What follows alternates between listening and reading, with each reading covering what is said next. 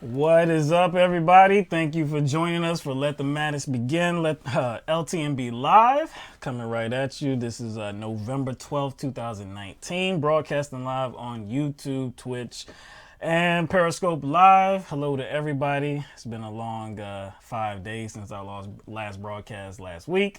Thursday, lots has happened, and we're going to get right into this. Definitely a lot of political news that we have to talk about.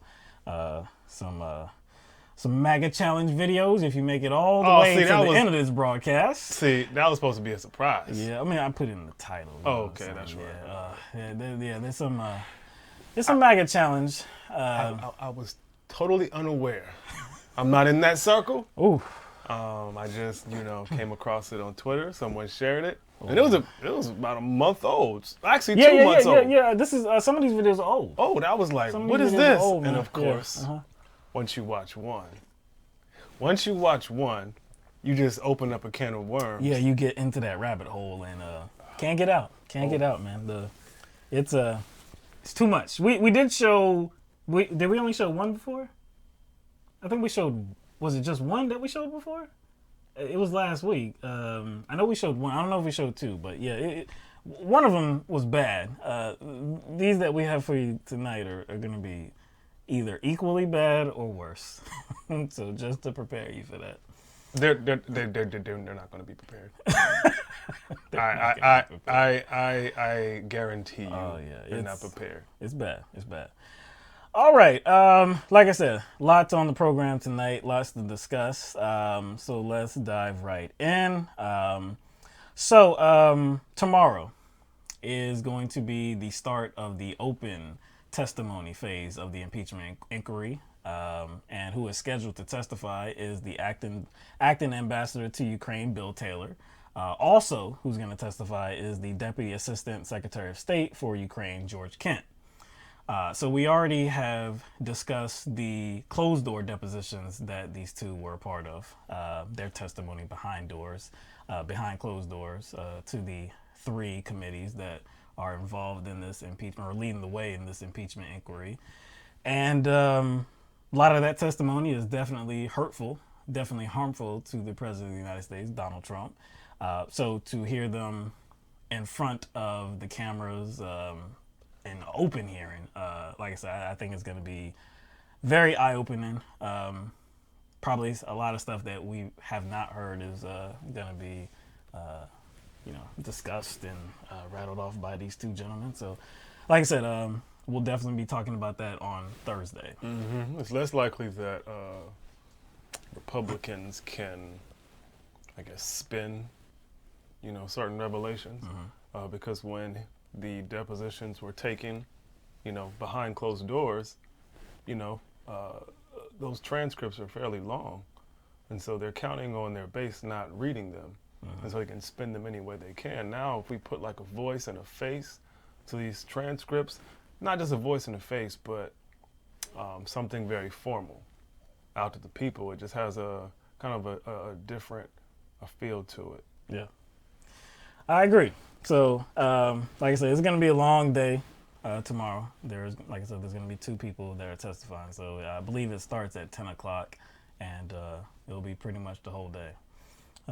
But we'll worry about that on Thursday. In the past few days, there have been more transcripts of these closed-door depositions that have been released.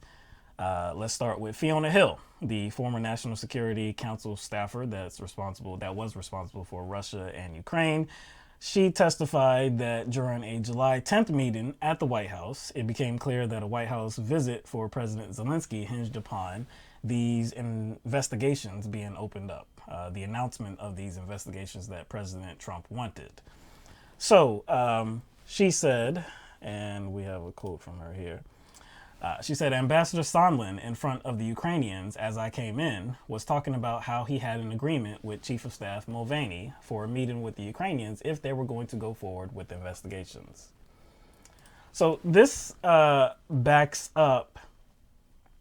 We had already heard about this kind of testimony before. We've heard this account from a few different people. But here she is, just giving more credence to what was already established, that these investigations were the key to unlocking a meeting with President Trump, the meeting between President Zelensky and President Trump. So that's important, no doubt. And she also puts Ambassador Sondland right in the middle of it as well. Yeah, that's something else that was completely unnecessary on Trump's part. The first unnecessary thing was the withholding of aid, and him, not giving the State Department a definitive reason why he was withholding it, and then holding off on meeting with Zelensky. Right. There was no reason for that either. And so this was the account, really, I think we first talked about with Lieutenant Colonel Alexander Vindman. He talked about this meeting. And at the time, I wasn't sure if Vindman had attended that meeting, but it seems clear that he did now. So he wasn't just talking about something that was hearsay. He was actually there as well. So again, this just backs up his testimony. But Hill also said that the former National Security Advisor, John Bolton, quote, immediately stiffened and then cut the meeting short, which is exactly what Lieutenant Colonel Vindman stated as well. She also said that, that's the end of what we have to say. But like I said, that's two accounts of the same thing. So again, it's becoming clear to me, if it wasn't already, that these are most likely true accounts. And if anybody is trying to, I guess, deliver a narrative that contradicts that just based on nothing, just because they want to defend Donald Trump, I think it probably should fall on deaf ears. Yeah, it's not likely to be true. This is why... these are first-hand accounts. Yeah, first-hand accounts. This is why Donald Trump and his Republican enablers have to create a villain out of Adam Schiff. They have to find a boogeyman, because it's hard to float this idea that all of this testimony coming from individuals within the Trump administration, individuals that were either appointed by him or someone else in his cabinet with authority, are like the bad guys in this one. It's hard to present them as the bad guys. Now they've been trying. They've floated terms like espionage in regards to Vindman, or tried to make these individuals out to be never Trumpers or against Trump. But I don't think that's working. So they have to stick with the plan, demonize the process, find some sort of boogeyman bad guy, Adam Schiff, or the whistleblower, or Hunter Biden, or Joe Biden.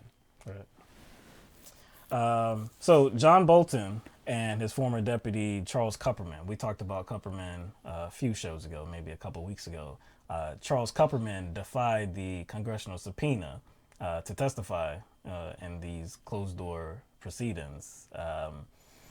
He went to a judge for the judge to make a ruling on if he had to comply with that subpoena or not.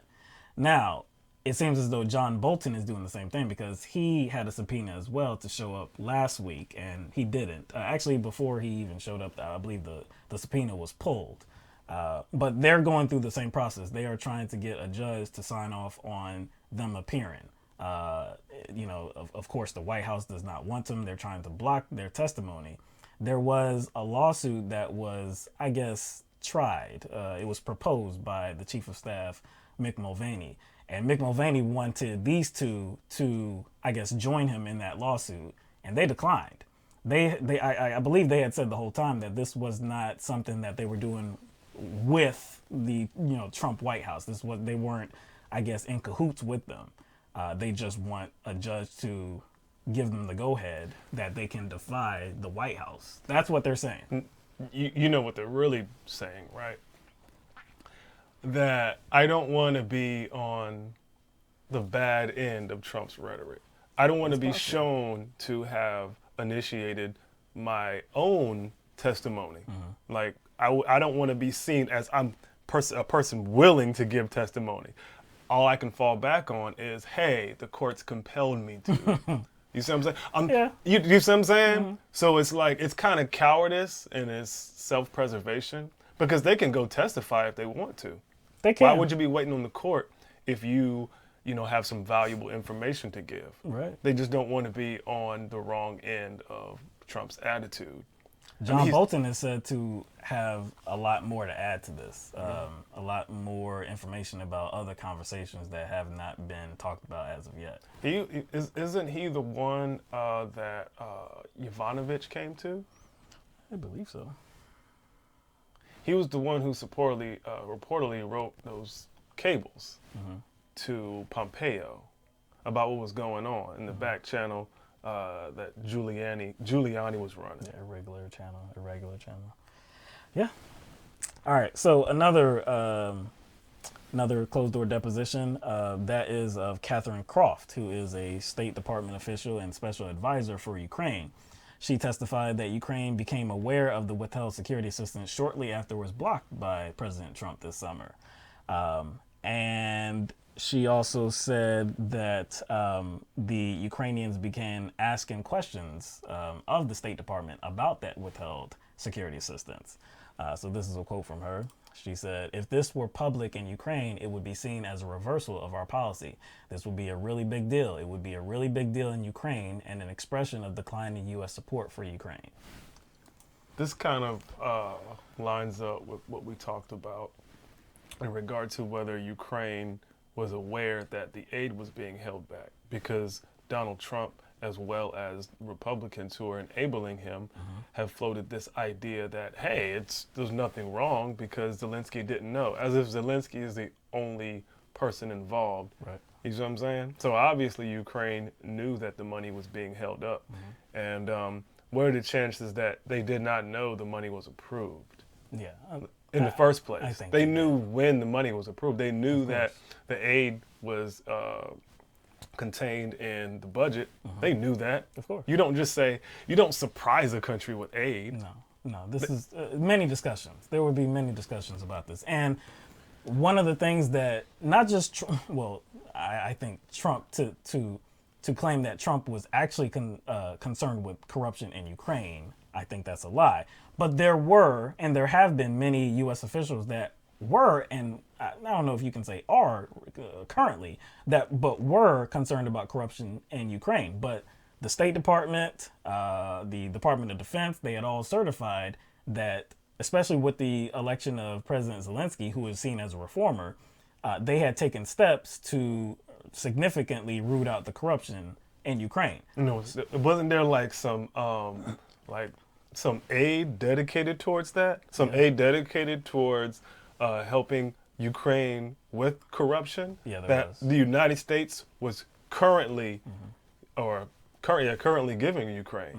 So that was already in place. Yeah, so it was. It's like specific funds for specific remedies, specific programs, basically broad recommendations that they gave Ukraine for specific departments within Ukraine to tackle corruption. So that aid was already going there for that. Yes. And so the thing about the Republicans and their defense of Donald Trump is that we all know that they're moving the goalposts any chance they can. But at first there was no quid pro quo. And then you heard this narrative that, hey, even if we did withhold it because of something that we wanted, the Ukrainians didn't know. Well, here we have a firsthand account, somebody that is still inside the current administration, a State Department official, and she said that she herself heard from the Ukrainians, hey, what's going on with that aid? Why is it being released? Like, we need to get some answers here. So another deposition we're going to talk about is that of Deputy Assistant Defense Secretary Laura Cooper. Cooper testified that there was this sense that President Trump had a problem with Ukraine. And through a series of July meetings at the White House, she learned that the acting White House Chief of Staff, Mick Mulvaney, was holding up the security assistance. Cooper also said that she and others tried to ascertain a reason for the withholding of the security assistance, but she did not receive any clarification. So this is a quote from her testimony. My sense is that all of the senior leaders of the U.S. national security departments and agencies were all unified in their view that this assistance was essential, and they were trying to find ways to engage the president on this. And we talked about that before, and there were the heads of these departments were trying to secure a meeting with President Trump, and didn't really get that meeting. but everybody was really in the dark about why this security assistance was being held up. Nobody was able to get a solid answer. The State Department, the Pentagon, you remember the reason that Mick Mulvaney gave was it was a counteragency issue, but nobody knew what the hell that meant. It's a very ambiguous way of explaining yourself.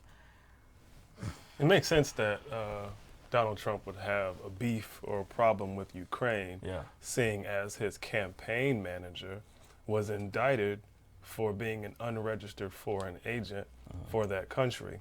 And turns out it really wasn't for that country. It was on behalf of corrupt officials for that country, particularly the former president, who was indicted for treason by the Ukrainian government for working on behalf of, guess who? The Russians. So, of course, Donald Trump would have a problem with Ukraine because he's trying to, let's say, I wouldn't say cover up, but trying to offer some sort of excuse or investigative pardon. Not necessarily an official pardon, but like an investigative pardon for Manafort. Right. He's trying to like clear Manafort somehow. That was the second part of his request to, or the second part of his request to Zelensky was about the election too. It was. Yeah. Now he hasn't. The name Manafort has not really came up specifically, but yeah, he's definitely involved in what Trump is asking for. So you would expect that, of course, Trump has responses to all of this new information, the releasing of more testimony from multiple witnesses. So. You started out by saying earlier that they have to make somebody the boogeyman. Like somebody has to be the target for all of their angst, all of their animosity for this whole Yes. That they have to deflect to individuals that are irrelevant, that have nothing to do with Trump abusing his power. And you talked about that one of those individuals, maybe one of the prime individuals, being Representative Adam Schiff, who is the chairman of the House Intelligence Committee. So Trump took aim at Schiff once again on Twitter, and he said, "Shifty Adam Schiff will only release doctored transcripts. We haven't even seen the documents and are restricted from, get this, having a lawyer. Republicans should put out their own transcripts. Schiff must testify as to why he made up a statement from me and read it to all." Now, that last part about how Schiff made up a statement, see, now the Republicans are, they're doing too much here. Now, during a hearing, Adam Schiff did try to make a funny. He tried to make a funny. It was a little bit of parody, and he rattled off something that he was kind of like, he was quoting Donald Trump, but not really. He was just doing too much. He was trying to be funny. Actually, I don't think he should have done it, because, of course, it just played right into the Republicans' hands for something for them to focus on. But everybody knew that it wasn't real. He wasn't actually trying to say that this was what Donald Trump said literally. But that's what Donald Trump is referring to. Yeah, he never claimed those were Trump's words. No, he did not. What he was doing, he was trying to give context to the conversation. Yes, and trying to establish a motive and intent. Via supposition. Yes. That's what he was doing. It was suppositional. Right. He was like, this is what was going on, and this was what the intent, and this is what Donald Trump's motive was. This is what was being... He really just reworded it. Yeah, that's all he did. It was kind of like a deductive interpretation. Right. That's what it was. But the heart of what Donald Trump is saying is that, you can't trust these transcripts by the Democratic Party, by Adam Schiff. The Republicans need to come out with their own transcripts. Now, this is an accusation that is seemingly based on nothing, because it doesn't seem that there's any proof that these transcripts have been doctored. The witnesses have not said anything about their words being edited. You know who else hasn't said anything? The Republicans that are on these committees have not said anything about how the transcripts have been doctored whatsoever. If any Republican would float some theory like that, it would probably be Jim Jordan. Yeah. Easily be. He's like the first person I would guess. Ranking member of the House Oversight Committee, I believe. I think so. I don't know. Yeah, I believe it's the Oversight Committee. But yeah, not even Republicans have floated that. So this is why it's hard to defend somebody like Donald Trump. because he doesn't coordinate lies with anyone. Yeah, he just puts them out there. He just puts them out there, and then Republicans... Nobody has his back. Nobody has his back. Republicans have to deal with it and try to cover up for it, but you can't. It's already out there. Right. So like you said, this is not something Republicans have claimed. This is not something anyone that has given testimony to these committees have claimed. So where is he getting this from? It's just another stone to throw. It's just another something to try to throw and see if it sticks to the wall. He doesn't have anything of substance, so he has to just throw stuff out there. Also, because this is definitely a deflection. But actually, side note, I think it's a dangerous deflection as well, because he's really setting the scene for people to get even more upset. His followers to get even more upset. You mean there's doctored transcripts and, it's just allowed to happen? But anyway, so Trump has also deflected to another call that he had with President Zelensky. And this was a prior call to the one that really everyone is talking about, that July 25th call. So the prior call that he had, in which I believe Lieutenant Colonel Alexander Vindman had testified to that. And he had testified that he had heard the call and there was nothing wrong with it whatsoever. It was a great call. There was nothing wrong with it. That was the end of the story. So there's no question about that call. No question. Because Vindman has been attacked in the media by conservatives and Republicans, has been framed as somebody that's not a patriot, somebody that's a never Trumper. This would have been an easy opportunity for him to say that first phone call was, there was a problem with that one as well. But no, he said it was fine. So this is the call that President Trump wants to release. And so he said that on Twitter. He said, in order to continue being the most transparent president in history, I will be releasing sometime this week the transcript of the first and therefore most important phone call I had with the president of Ukraine. I'm sure you will find it tantalizing. Now, this first phone call came when President Zelensky was elected president in Ukraine. The second phone call was when they had parliament victories. So I don't.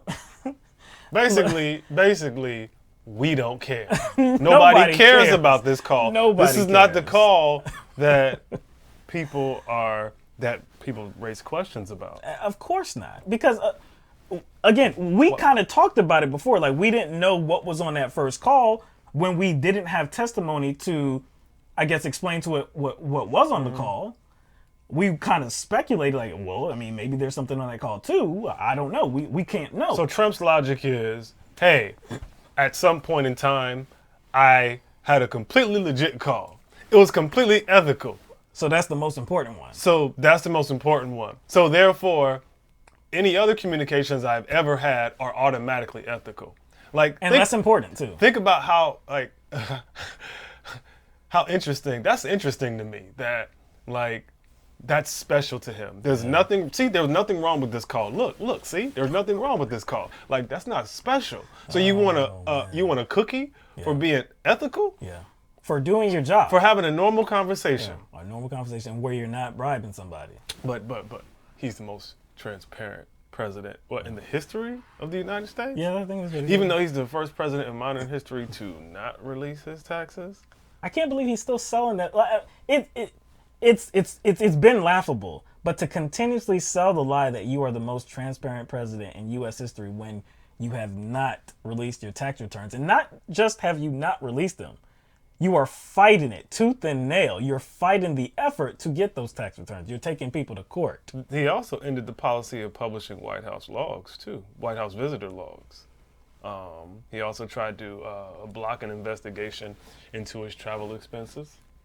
And members of his cabinet's travel expenses as well. So this whole idea that he's the most transparent is laughable. Wasn't there something about drones too? About fatalities because of drones? It was some sort of Obama era policy of reporting civilian deaths. Yes. And via drones. And he ended that, right? Yeah, he ended that. By executive order? Is that right? Yes, he did. Yeah, he did. Transparent. All right, so more from President Trump. Here we have some clips of him speaking to reporters. This first clip, he gives a big up to conservative, I don't know, what do you want to call him? Conservative commentator, Pundits? Mark Levin. Pundit. Yeah, conservative pundit, I guess. Conservative icon. Yeah, but he gives him a big up. He gives him a big up and uses him to say that everything is fine. I guess Mark Levin is the barometer of what's fine and what's not. So here he is. I just told him I've got to come over and see the fake news. Let's go. What do you have, John?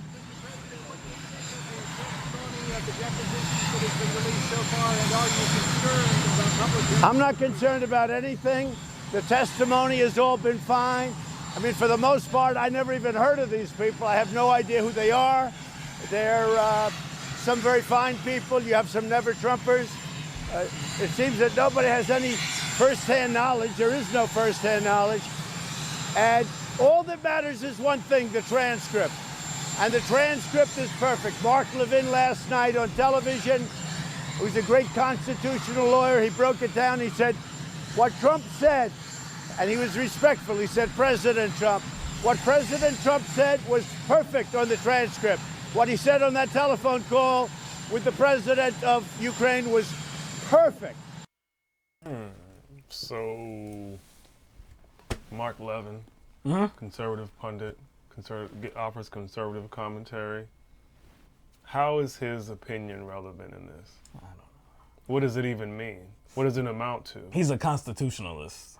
And so he analyzed the non-transcript that was released by the White House, just the summary of the phone call that President Trump had with President Zelensky. And by Mark Levin analyzing it, that's all that matters. He said that there was nothing wrong with the phone call. Trump also said that with these witnesses that he doesn't know. He doesn't know any of them, but a lot of them are never Trumpers. He said that there was no firsthand knowledge. Nobody has firsthand knowledge of anything, which is a complete... This is not true. A complete fabrication. Let's just say he doesn't know. First of all, I find it hard to believe that he doesn't know Sondland. Oh. Number one. You know good and well he knows Sondland. Somebody who donated $1 million to his inaugural fund. You know. Oh, I think money talks to Trump. I think he knows. Of course, that was a transactional relationship, of course, and that's how Trump engages with people. Everything is transactional to him, especially that appointment, because you donate money to Trump, you get a position. Becomes the ambassador to the EU, just like that. And so his job is to do Trump's personal bidding. Yeah. That's the price of admission he paid for. That's a transactional relationship. I guarantee you he knew Sondland, but let's just say he didn't know anybody. Let's say none of these people were known to Trump. And actually, that's not so unbelievable, other than Sondland. It's believable that he wasn't really aware of individuals who had important positions in his administration. There's a lot of different positions. A lot of different positions, and we know he has memory issues. And I think he doesn't really care about governing, really. I just think he's just using the executive office to do his little personal show on the side. But let's just say he doesn't know any of these people. That has no bearing on whether what he did was wrong or right. That's simple as that. Like, simply because you don't know your accusers personally or don't know of them, that doesn't make you innocent. That doesn't even make sense. No, it doesn't. But we have another clip, and you said it would be hard to believe that President Trump does not know Sondland. Well, here's President Trump on Sondland. Sondland said at the beginning of September he presumed there was a quid pro quo. Then there was a telephone call to you on September the 9th. Had he ever talked to you prior to that telephone call? Let me just tell you, I hardly know the gentleman, but this is the man who said there was no quid pro quo, and he still says that. And he said that, I said that. And he hasn't changed that testimony. So this is a man that said, as far as the president is concerned, there was no quid pro quo. Everybody that's testified, even the ones that are Trump haters, they've all been fine. They don't have anything. I don't. He said he hardly knows the guy. He hardly knows the guy. So somebody who was the ambassador to the EU, you hardly knew. Somebody that gave your inaugural committee $1 million. Yeah. You don't know. I don't know. Just a regular dude that I guess you had nothing to do with appointing him to the role that he's currently in too, the ambassador to EU. Maybe you had no input. That wasn't No, I've read that it was Pompeo's idea, but ultimately, I don't think it becomes, I don't think he gets that position without donating that money. No. He also said that Sondland hasn't changed his testimonies. Sondland is holding firm to the idea that there was no quid pro quo because he said that Trump told him that there was no quid pro quo and said it angrily. And that is what Sondland said initially. And then he had to come back to Congress, to this congressional impeachment inquiry, and sort of amend his testimony, saying that he kind of remembered some things after hearing the testimony of others, and said that he actually delivered the message to a Ukrainian official that there was a quid pro quo, that they had to announce the investigations before the security system was released. He said this. So if Trump said that he has not changed his testimony and he's still holding firm to the idea that there's no quid pro quo, of course that is another fabrication. You know what else jumped out at me during that little exchange between him and the reporter? He said the testimonies have been fine. Yeah. Even though some of the people offering testimony are never Trumpers. But before, he derided their testimony. Of course. Yeah. Because they were never Trumpers. But now, the testimony is, it's all fine. Even though they're never Trumpers. Why would you say that somebody's a never Trumper if the testimony was fine? Not only that, what did we just show in a tweet? What did he say about the testimony, the transcripts? That they were Doctored. He said the transcripts were doctored. So if they were doctored, you would only assume that if somebody like Schiff or any other Democrat that's on these committees, if they doctored them to make President Trump look worse. Yeah, so now he's saying that, they're fine now. So you're telling me that the Democrats are so incompetent that they doctored the transcripts and they still didn't make Trump look bad? Apparently, because he just said they were fine. Wow, okay. One last clip from this round of questions from reporters. Here Trump is asked about if he asked his Attorney General, Bill Barr, to do anything as it concerns Ukraine and the Bidens. Did you ask Bill Barr or anyone in your Department of Justice to investigate the Bidens? And if not, you didn't ask them, why would you ask the President of Ukraine to do something you weren't willing to ask your own Justice Department to do? We are looking for corruption. We're giving hundreds of millions of dollars, and we're looking for corruption. And all you have to do is take a look at Biden, and you'll see tremendous corruption, because what he did is quid pro quo times 10. Did you ask your DOJ? And let me just say, be quiet. Quiet. Did you ask your DOJ? Quiet. Simple question. Did Quiet. you ask your DOJ? Did you ask the DOJ? Are you ready? Yes, I never sir. spoke to him about anything. It's up to Bill Barr. Bill Barr can do whatever he wants to do. But I saw the same tape on television, and the tape shows that Joe Biden is a crook. He's 100% crooked. And the fake news, which is you don't want to do anything about it. His son walked out with millions of dollars from Ukraine, millions of dollars from China. He doesn't know anything. He walked away with a stash. It's a corrupt deal. It's a corrupt enterprise. And if the press did it right, it's a hell of a story. Times 10. Quid pro quo times 10. How do you times 10? I don't know how that equation works. How would that look? We'd have to get some type of mathematician. I'm trying to figure out like how did Biden benefit? That's the point. If you're talking about a quid pro quo, you have to show how Biden himself benefited in any way. As the vice president. As the vice president and what he was doing. Yeah. This is exactly why the Democrats drafted the revolution the way they did. They knew that Republicans would try this. And specifically, they knew that Donald Trump would try this. But, all that stuff is completely irrelevant to this impeachment proceeding. They have no defense. They have nothing. You know, if they had one witness or one piece of exculpatory evidence, they would have, we would have heard it over 1,000 times, maybe times 10. Maybe. I mean, but see, okay, let's talk about Biden's role in Ukraine, right? Like we've talked about this. We've talked about that many times. Like Biden's involvement in the Reformation in Ukraine happened while Republicans had what? Full control of Congress. Yes, that's correct.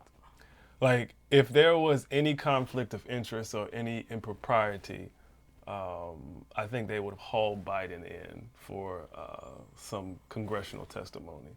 They would have subpoenaed Biden. If there was anything wrong with what Joe Biden was doing, I think they would have made a stink about it. This wasn't some back channel deal orchestrated by Biden's attorney, was it? No. Or working with shady Ukrainians. No. This was actually orchestrated by the United States government, the president of the United States, who was Obama. Public information. Public information. Done through the proper channel. Other countries were involved. Ukraine was involved.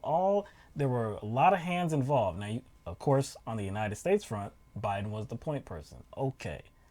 But to suggest that he did this really like without the knowledge of the president or without the knowledge of other countries or without the knowledge of Republicans in the Senate and in the House, and it's just laughable.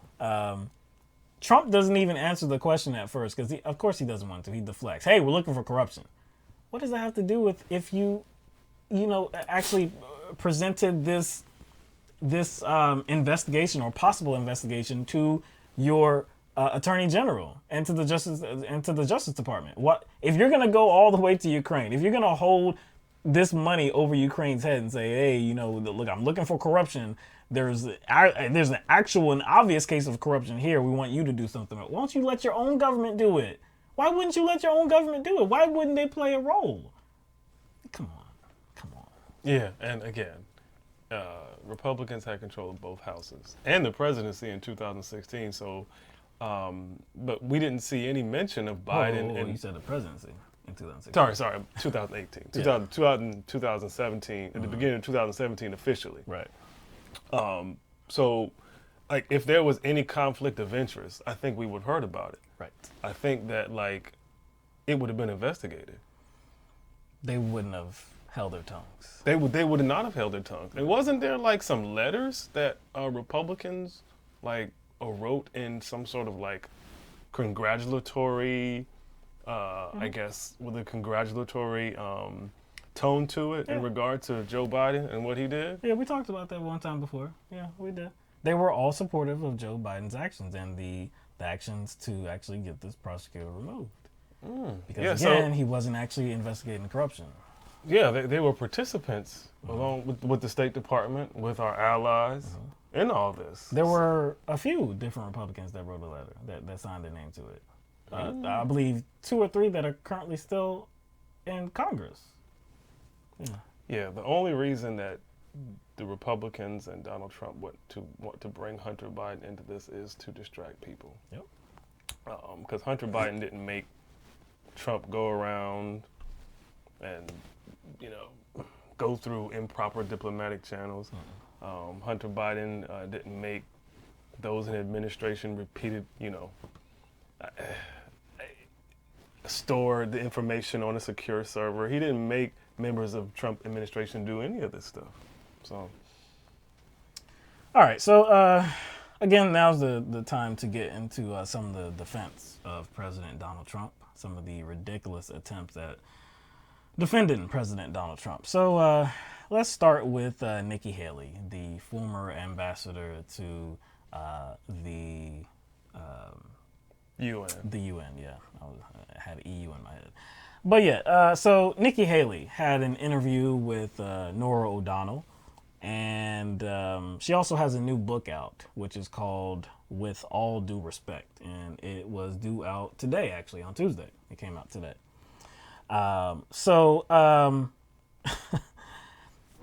Actually, I don't really need to set this up. I can let Nora O'Donnell actually ask her the question, and you can see how Nikki Haley responds.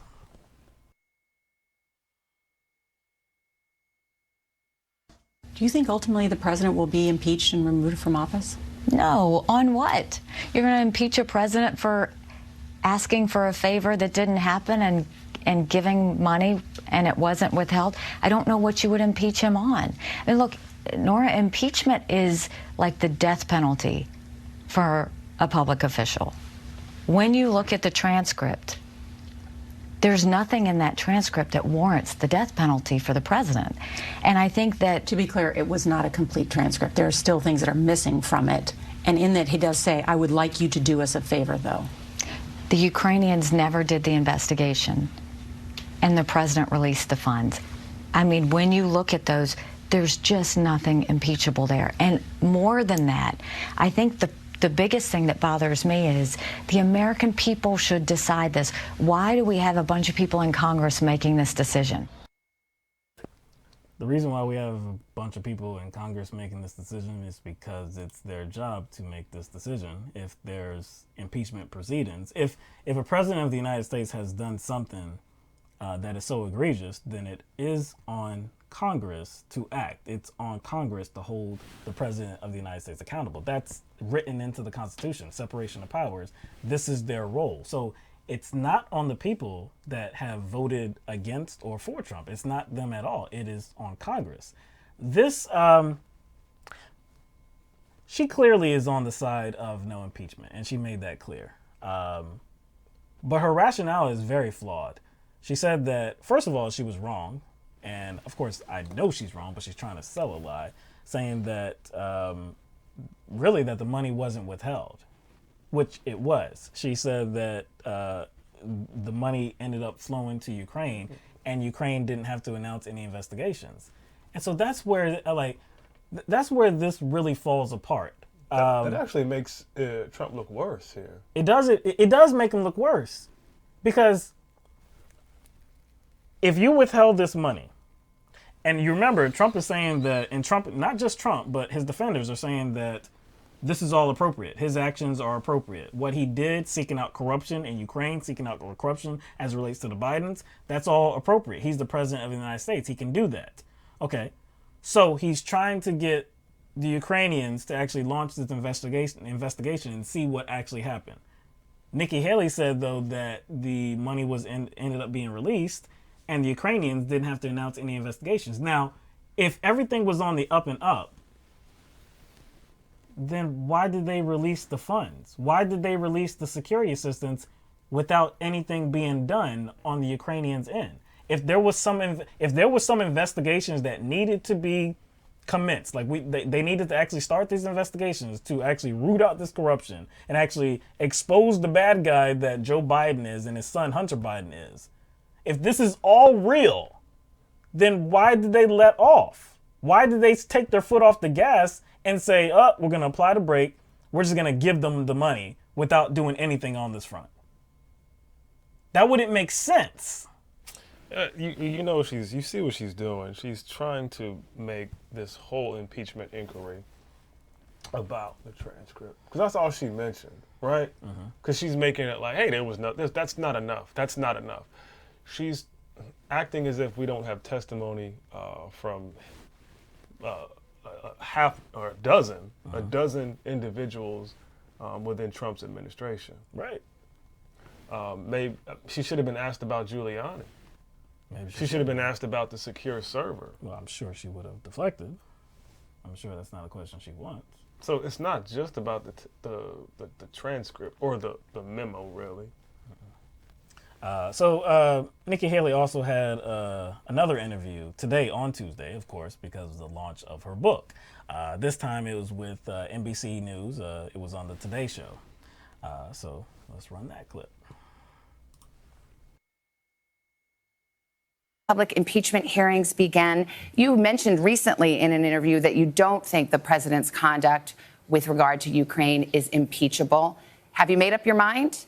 You know, I have made up my mind. I mean, impeachment is literally the worst punishment you can do to a public official. And here you've got a situation where There was no investigation, and the aid flowed as it was supposed to. So when you look at that situation, it's hard to see where impeachment would qualify for that. Can I stop you right there? Because that, I mean, with all due respect, to borrow a phrase, that doesn't seem like much of a defense of the president, that he might have tried to do those things, but it didn't work out. So it's all okay. I mean, impeachment is serious. It's the most serious thing you can do to a president. The other side of this is we are less than a year away from the election. Instead, let the people decide. Let them hear the testimony. That's fine, but let them decide. It's serious. Well, she just said let them hear the testimony. So, in order to hear the testimony, guess what has to be filed? Articles of impeachment. Or well, not the actual article. Well, not but you have to go through. But you have to inquiry, go through the inquiry, impeachment inquiry. Right. Right. So if she actually wanted the people to make an informed decision, she would be fine with this process. But again, as you pointed out, that's not how things get handled as far as improprieties go. It doesn't matter if they're the president, the mayor, the governor, or senator, or whoever. That is not how.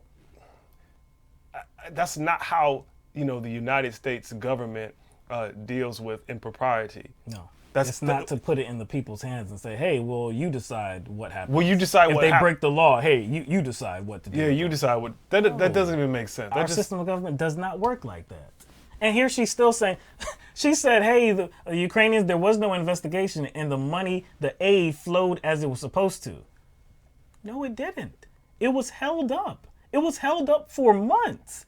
It was only really what seems to be the most probable reason for why the money ended up flowing to Ukraine on September 11th is because of the whistleblower. Because it was the end of August when Politico started reporting about this whole mess. And so at that point, hey, it's a mess now. And you remember in September, early September, Sondland and Volcker and William Taylor, they were talking on this text message and saying, well, Taylor was saying, hey, this is crazy to hold up this money for a political campaign, for a re-election bid. Basically, they got found out. They got found out, so they ended up flowing the money. Now, this is the problem with this Republican argument. Because again, all of them say that this was appropriate. Everything was appropriate. Let the people decide, but everything was appropriate. He had done nothing that suggests that he should be impeached because it's the death penalty for a politician. That's just way too far, right? Okay. Well, then don't do crimes. Don't do crimes, yes. But if everything was appropriate, as they suggest it is, everything was appropriate. The call was perfect. Everything was fine. There was no bribery. There was no, strong arming. None of that. No back channel. Then why did the money flow in the first place at all? It doesn't matter if a whistleblower is coming forward. These Republicans are trying to sell the idea that Trump was doing the right thing by seeking out corruption in Ukraine. So if he was doing the right thing, then shouldn't they be a little bit perturbed that he backed off of that? That he backed off of the fight to seek out and rid Ukraine of corruption? Wouldn't they be mad that, hey, well, hold on, you gave Ukraine the money and you didn't get what you wanted, what we all wanted? This is a real thing, right? An investigation into the Bidens is a real thing. Why are they not mad that President Trump said, forget it, we're going to give you the money without you doing anything about it? If this was real, the Republicans would have a gripe, a significant gripe, because to them, they say that the Bidens are corrupt and an investigation needs to be started in them. They even want Hunter Biden to testify in this impeachment inquiry. So this is a real thing. At least they're selling it to be a real thing. Why are they not mad with President Trump for not going further? You know why. You know why they're not mad? Because they don't believe that Trump was actually going after corruption in general. He was trying to strong arm the Ukrainian president, and he was trying to use officials within his administration to strong arm Ukraine to announce that Joe Biden was being investigated. That's all he wanted. Yep. It wasn't really about an actual investigation. It was, he wanted to orchestrate this whole thing in order to use as a kind of a campaign ad. Yes. That's what he would have used it as. And here's the thing. Do we really think it would have begun and ended with Joe Biden? It wouldn't have. He would have used it as some sort of kind of blanket campaign ad with whoever he ultimately would be against when the time comes. You know, whoever wins the Democratic nomination. Right. He would have used it against them too, because essentially it's the same party. It didn't matter whether it was Joe Biden or whoever. Right. He was just going to use it as a campaign ad Against the Democratic nominee. It's a remarkable thing here, man. Yeah, it doesn't matter who the person is. Like if you go out and try to kill a drug dealer, it doesn't matter whether they're a drug dealer or not. You know what I'm saying? So even if we assume that there was something going on with Joe Biden, you don't engage in illegal activity. You still are responsible for that. All right, so now we're going to get to Representative Mac Thornberry, Republican. So Republican Representative Mac Thornberry had an interview recently with Martha Raddatz on ABC's This Week, just this past weekend.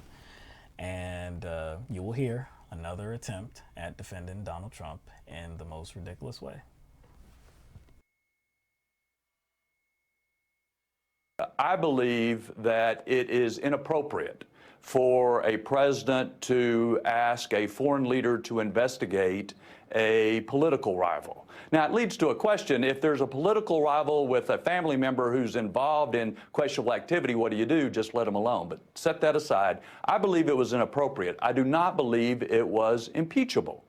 And process, y'all always want to say substance, not process. There's a reason we let murderers and robbers and rapists go free when their due process rights have been violated. We believe the integrity of the system, the integrity of the Constitution, the integrity of the processes under our legal system is more important than the outcome of one particular case. So I don't think you can sweep process under the rug because it is part of an impeachment decision which has a constitutional requirement, bribery, treason, high crimes and misdemeanors, but also a political element about whether it's good for the country to pursue it under these circumstances.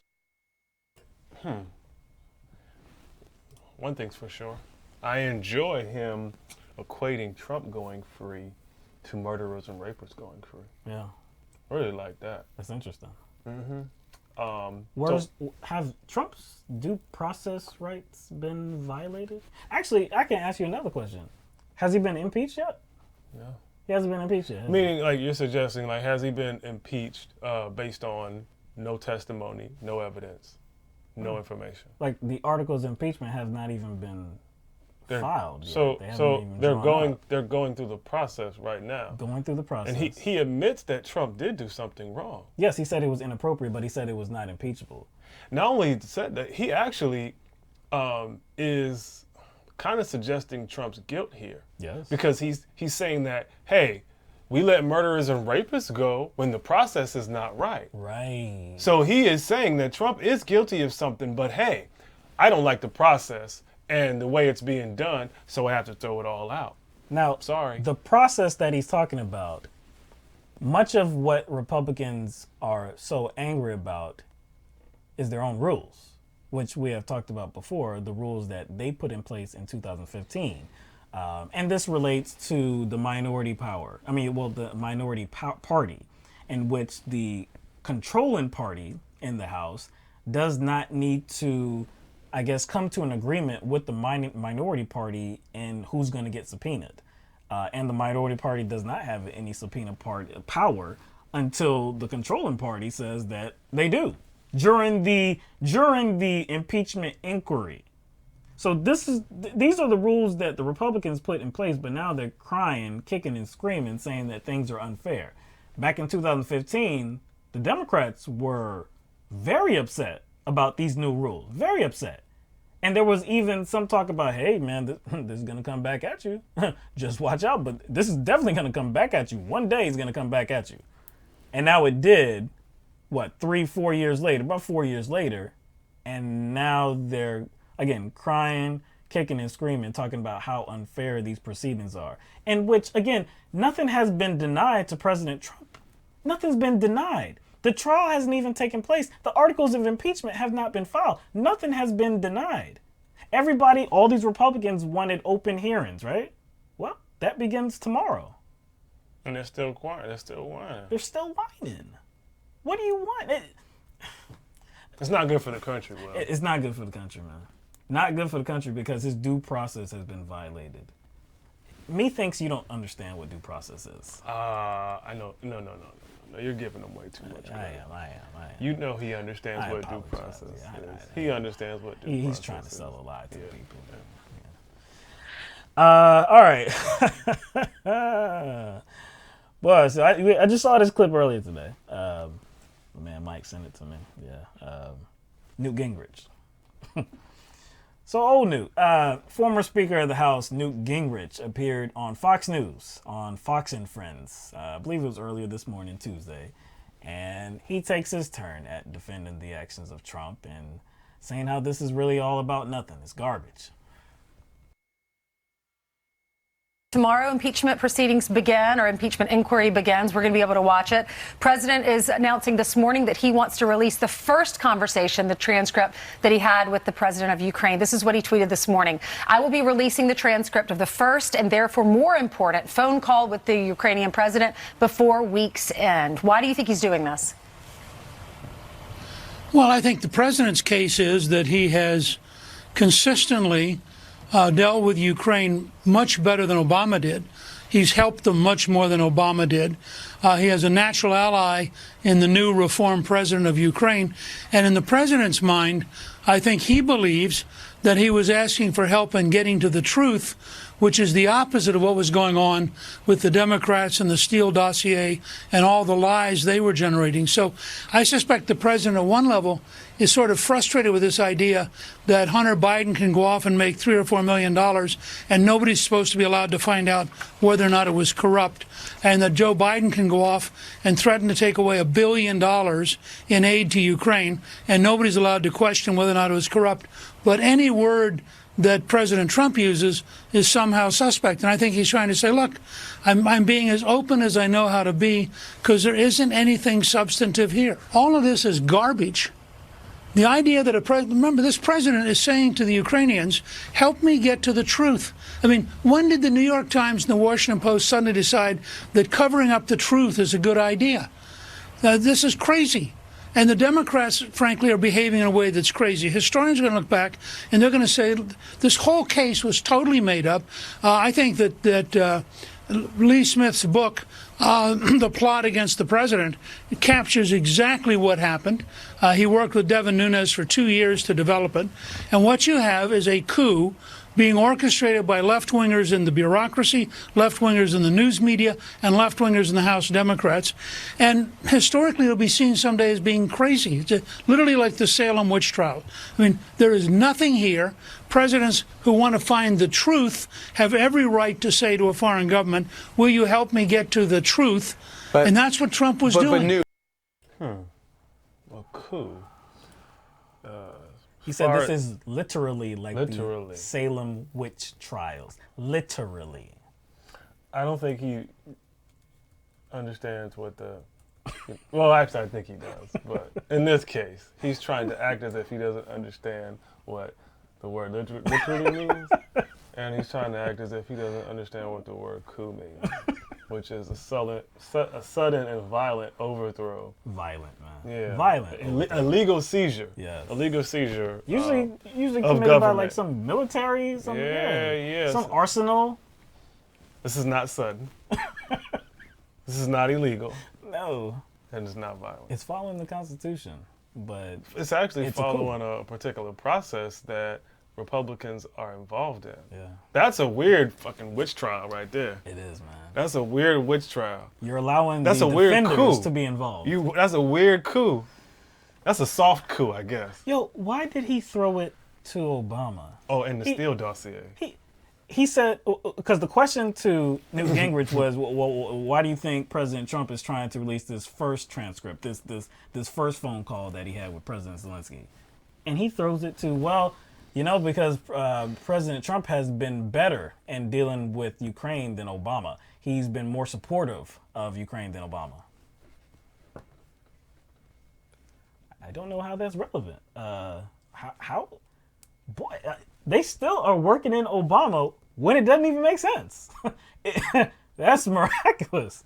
I just don't look to Newt Gingrich to tell the truth and be ethical based on his own history. I know he resigned from the House because he violated federal tax law, and he lied to the ethics panel in an effort to get them to dismiss the complaint. So you don't think he can be trusted? So I don't think he could be trusted. This guy said, and again, this goes back to what we were saying earlier. He said that there should be nothing wrong with President Trump trying to get to the truth, trying to ascertain if what the Bidens did was corrupt or not. And he admonished that the Washington Post and I believe he said the New York Times, why are they covering up the truth? Which, of course, is not true because, again, as it relates to Hunter Biden, this goes back to 2014. This has been discussed in the media before. It has been reported about. There was an actual investigation in Ukraine. There was nothing that turned up, nothing to suggest that Hunter Biden or Joe Biden, whatever they did was illegal, nothing.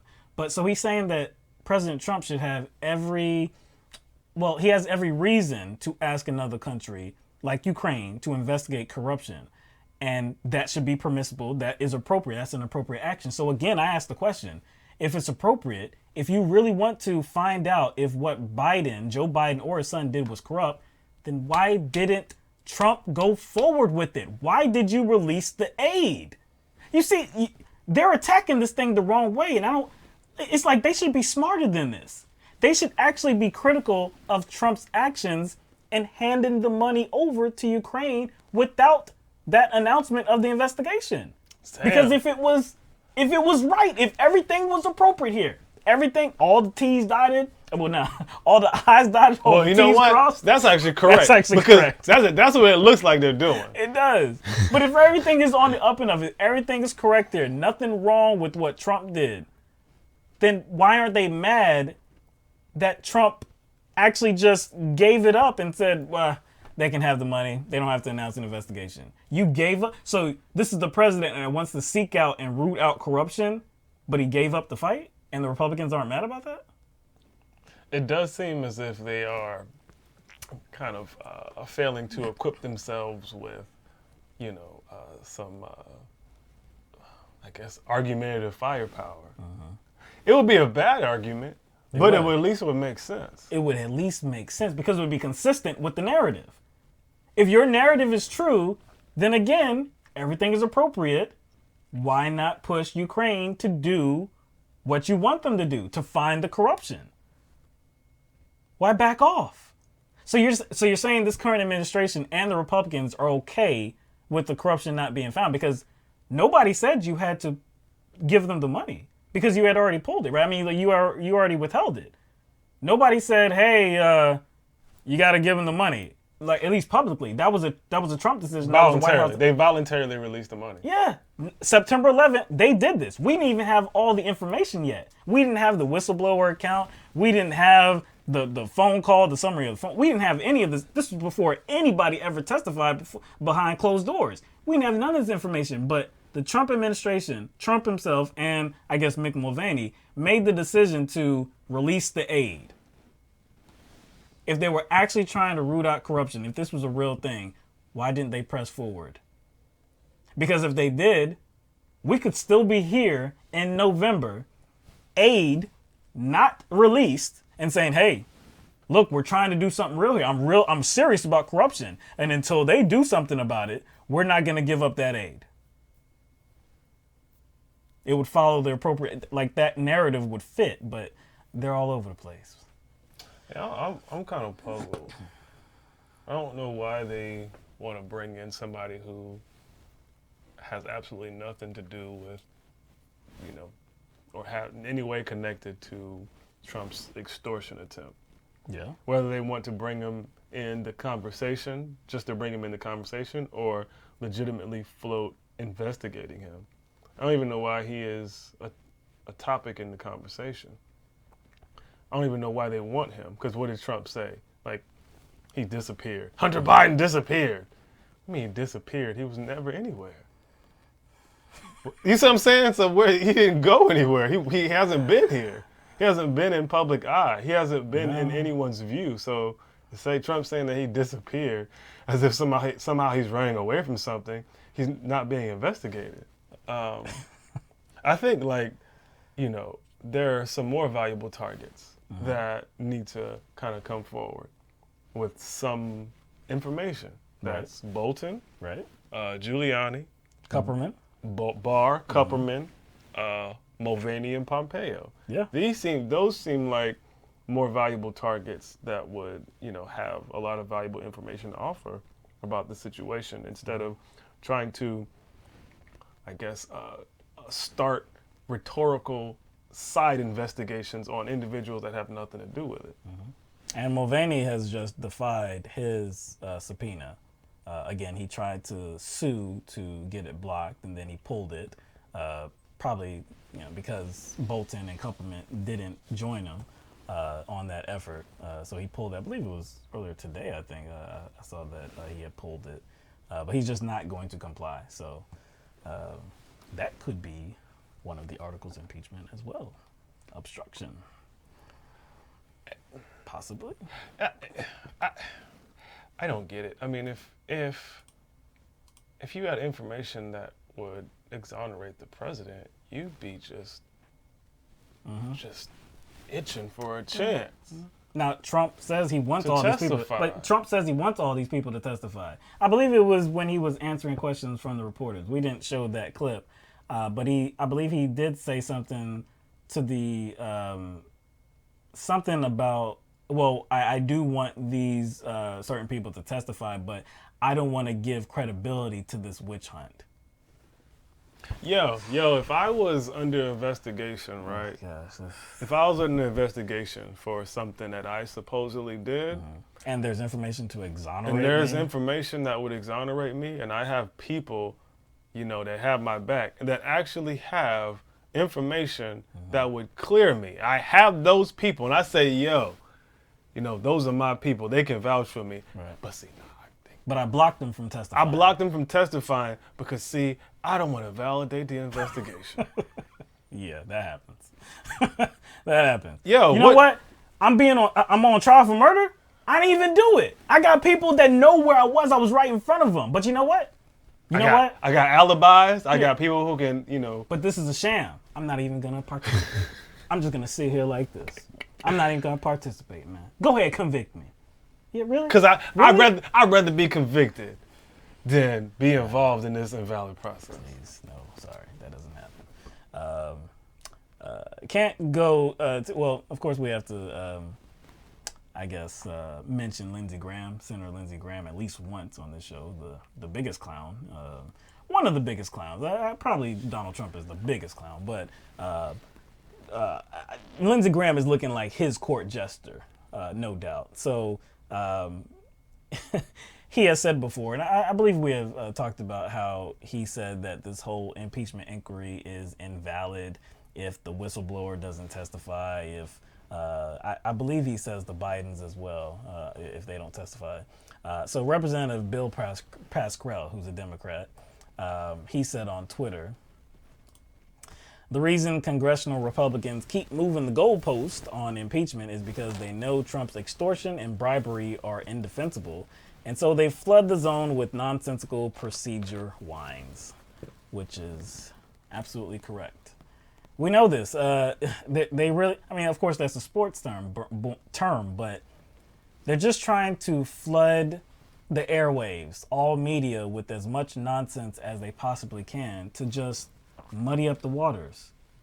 That's it. Because they don't have anything. Trump says he has a defense, but he's not using it. So instead of using your defense, your actual defense that will clear your name, We just whine about the process. you just whine about the process. Whine about coups. You talk about how the transcripts are being doctored without any evidence. All right. This just doesn't look like the behavior of an individual who's innocent. No, and it not. doesn't look like the behavior of a party who thinks their leader is innocent. No, it doesn't. All right, so let's leave that there. That's, to segue into some other 2020 news.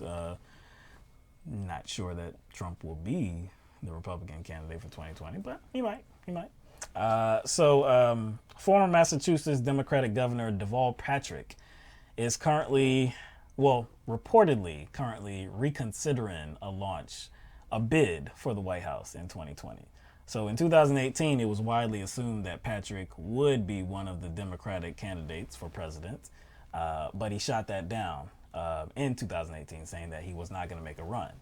So it is assumed that the reason why he could enter the field is because he is, I guess, sort of unimpressed by the current field of Democratic candidates, and he does not believe that either one of them can actually win the general election.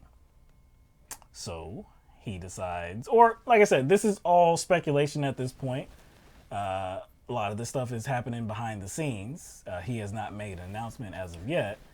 But again, it is assumed that he believes that he can make some noise here. And I'm just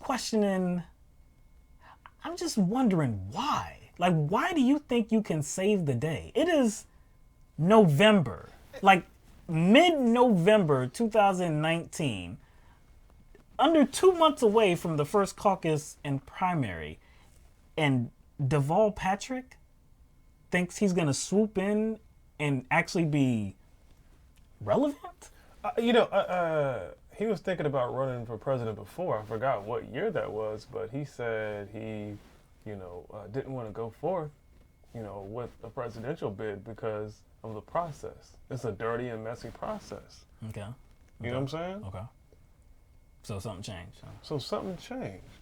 I don't know what changed. Did this come before Elizabeth Warren's appearance in Greensboro, North Carolina, at some sort of political event hosted by Angela Rye? Angela Rye. No. This news came after that. This came after that. Yeah. Elizabeth Warren was asked to name 3 black people she would choose for her cabinet, and Elizabeth Warren dropped his name. Yes. She said that he was definitely an impressive potential candidate for her cabinet. Did he work for a private equity firm or something like that? Currently, again, because he was the two-term governor of Massachusetts, and of course that is the state that Elizabeth Warren represents. And that it makes sense. Yes. It's like it's within her little circle. Right. But he has been out of political office for a while now. So he is currently the managing director for Bain Capital, which is a private investment firm that just so happens they get into the whole lobbying game.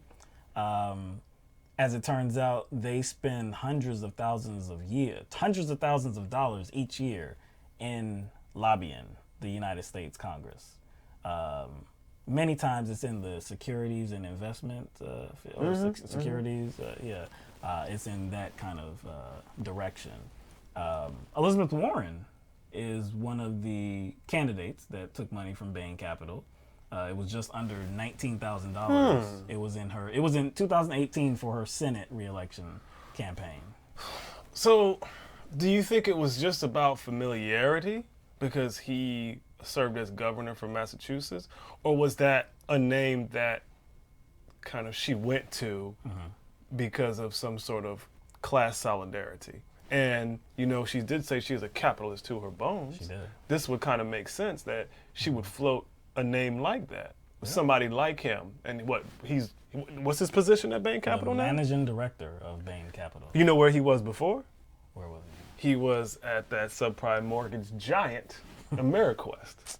He served on the board. He made about $360,000 per year in that position. So after he got out of politics, he started raking it in. Well, that was in 2004. Okay. So that was right before his when he became governor. That was right before, because the governor was like 2007. 2006. Oh yeah, he got elected. 2007. Yeah, 2007. That's right. Now, the founder of AmeriQuest, I think his name is Arnell. In 2005, George Bush nominated him to serve as the ambassador to the Netherlands. Now, Arnell was not only was he, the founder of AmeriQuest, that a company that involved themselves in subprime mortgage lending, he was a mega donor for Republicans. Now, when George W. Bush announced his nomination for this guy to be the ambassador to the Netherlands, guess who wrote a letter to the Senate, the Foreign Relations Committee, I guess vouching for Arnell, the founder of AmeriQuest. Guess who? Was it Patrick? Ah, yes. It was Patrick? It was Patrick. Oh, wow. It was Patrick. Now, two months after Patrick vouched for this dude to the Senate, AmeriQuest had to pay a large settlement. I think it was like $300-something million for their predatory lending practices. So that's the kind of guy that. And now he's at Bain Capital. That's the kind of guy Deval Patrick is. Oh yeah, and you mentioned that he ran. Yeah. 2006, got elected 2007. Yeah. He refused to release his taxes too. Oh, did he? He refused to release his taxes. Did he? Yeah. Bain Capital is the firm that Mitt Romney started. Well, one of the guys that founded Bain Capital, but he has since moved away from that. He was heavily criticized with some of the actions of Bain Capital. Interesting enough, like he was criticized, but to me, I think Republicans dropped the ball there, right? Maybe Mitt Romney, and was Ryan his running mate? Yes, Paul Ryan. I didn't really see them deflect. No. I didn't see them deflect that criticism to Democrats. They could have. Because actually Bain Capital, when you're talking about money that goes to supporting candidates, it goes to mostly Democrats. Yeah. But yeah, Deval Patrick. Now again, we don't know. This is all speculation at this point. We don't know if he will actually enter the fray, enter this very still crowded field of Democratic candidates. But it just, for me, it feels like there has to be something else that is not being discussed, because there's no way that anybody can convince me that even Deval Patrick believes he has a chance in hell at this point. There's no way he believes, or anybody close to him believes, that he's actually going to make some noise less than 2 months before the show really starts. Maybe Warren kind of like boosted his head up a little bit too much. Name got dropped. Yeah, maybe. I don't know. That's just an interesting name to drop. It is.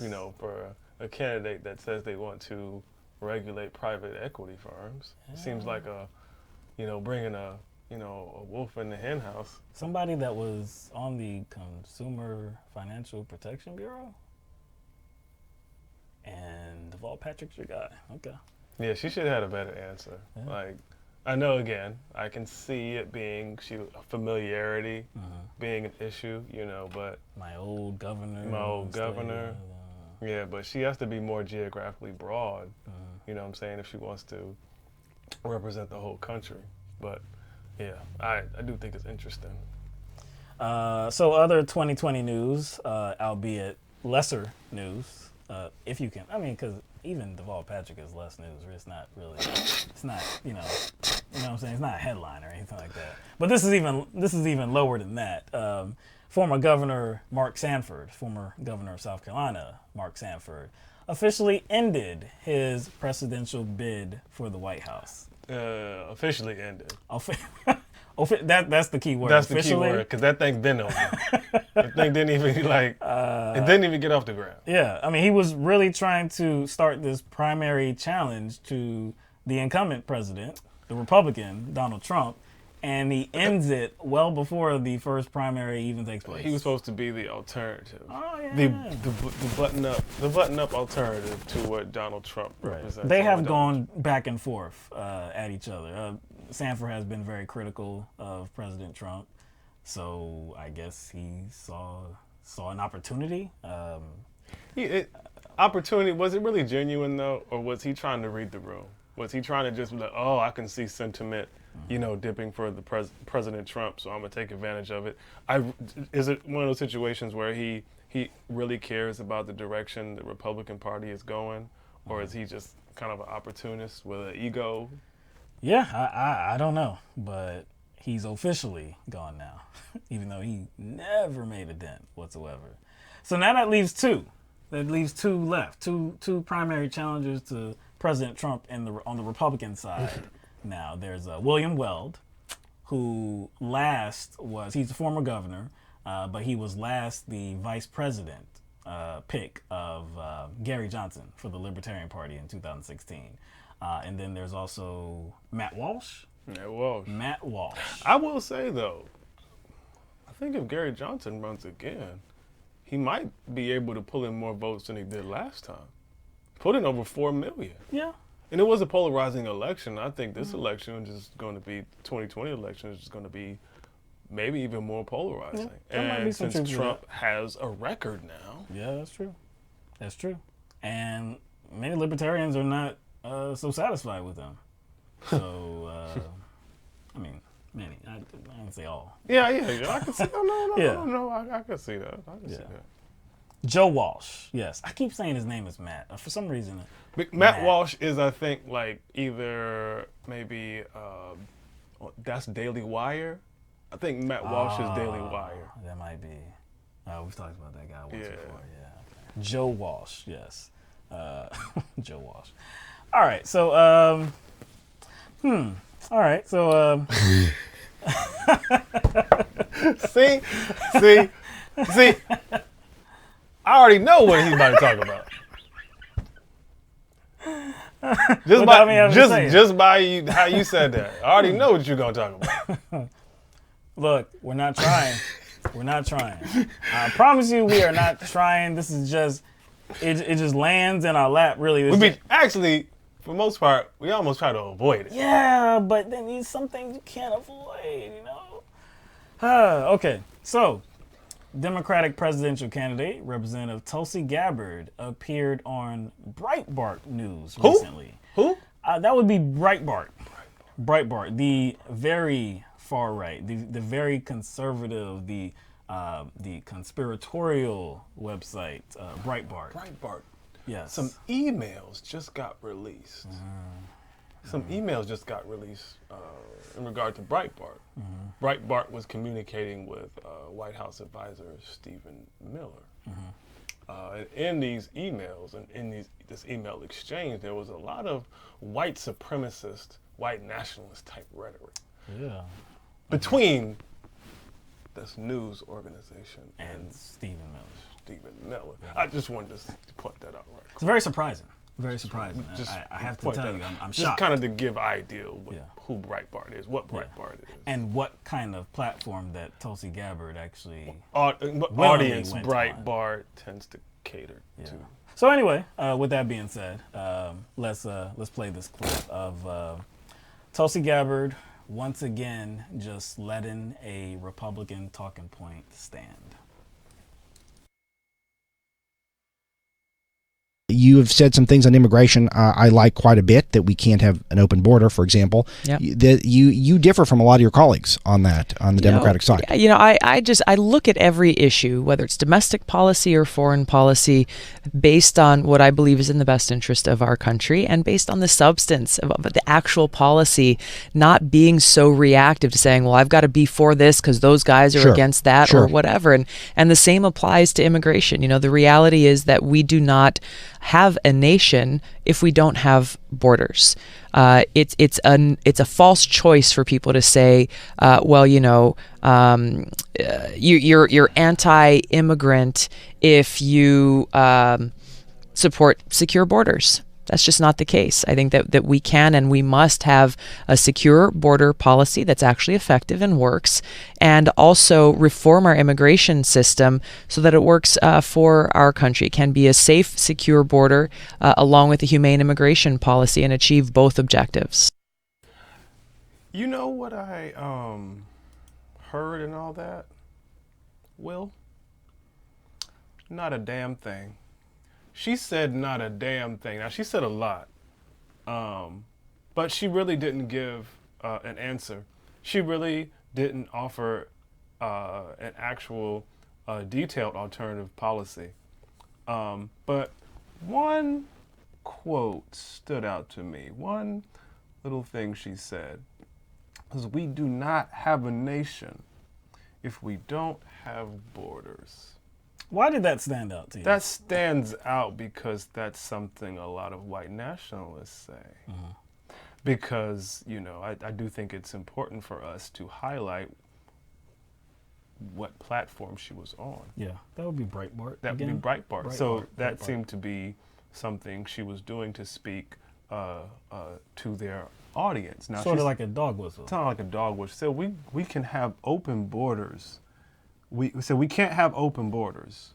So you can differ on policy and blah, blah, blah. You can't have open borders. Now, do we have open borders? Do we have anybody advocating open border policy? See, that's a question that I would ask too.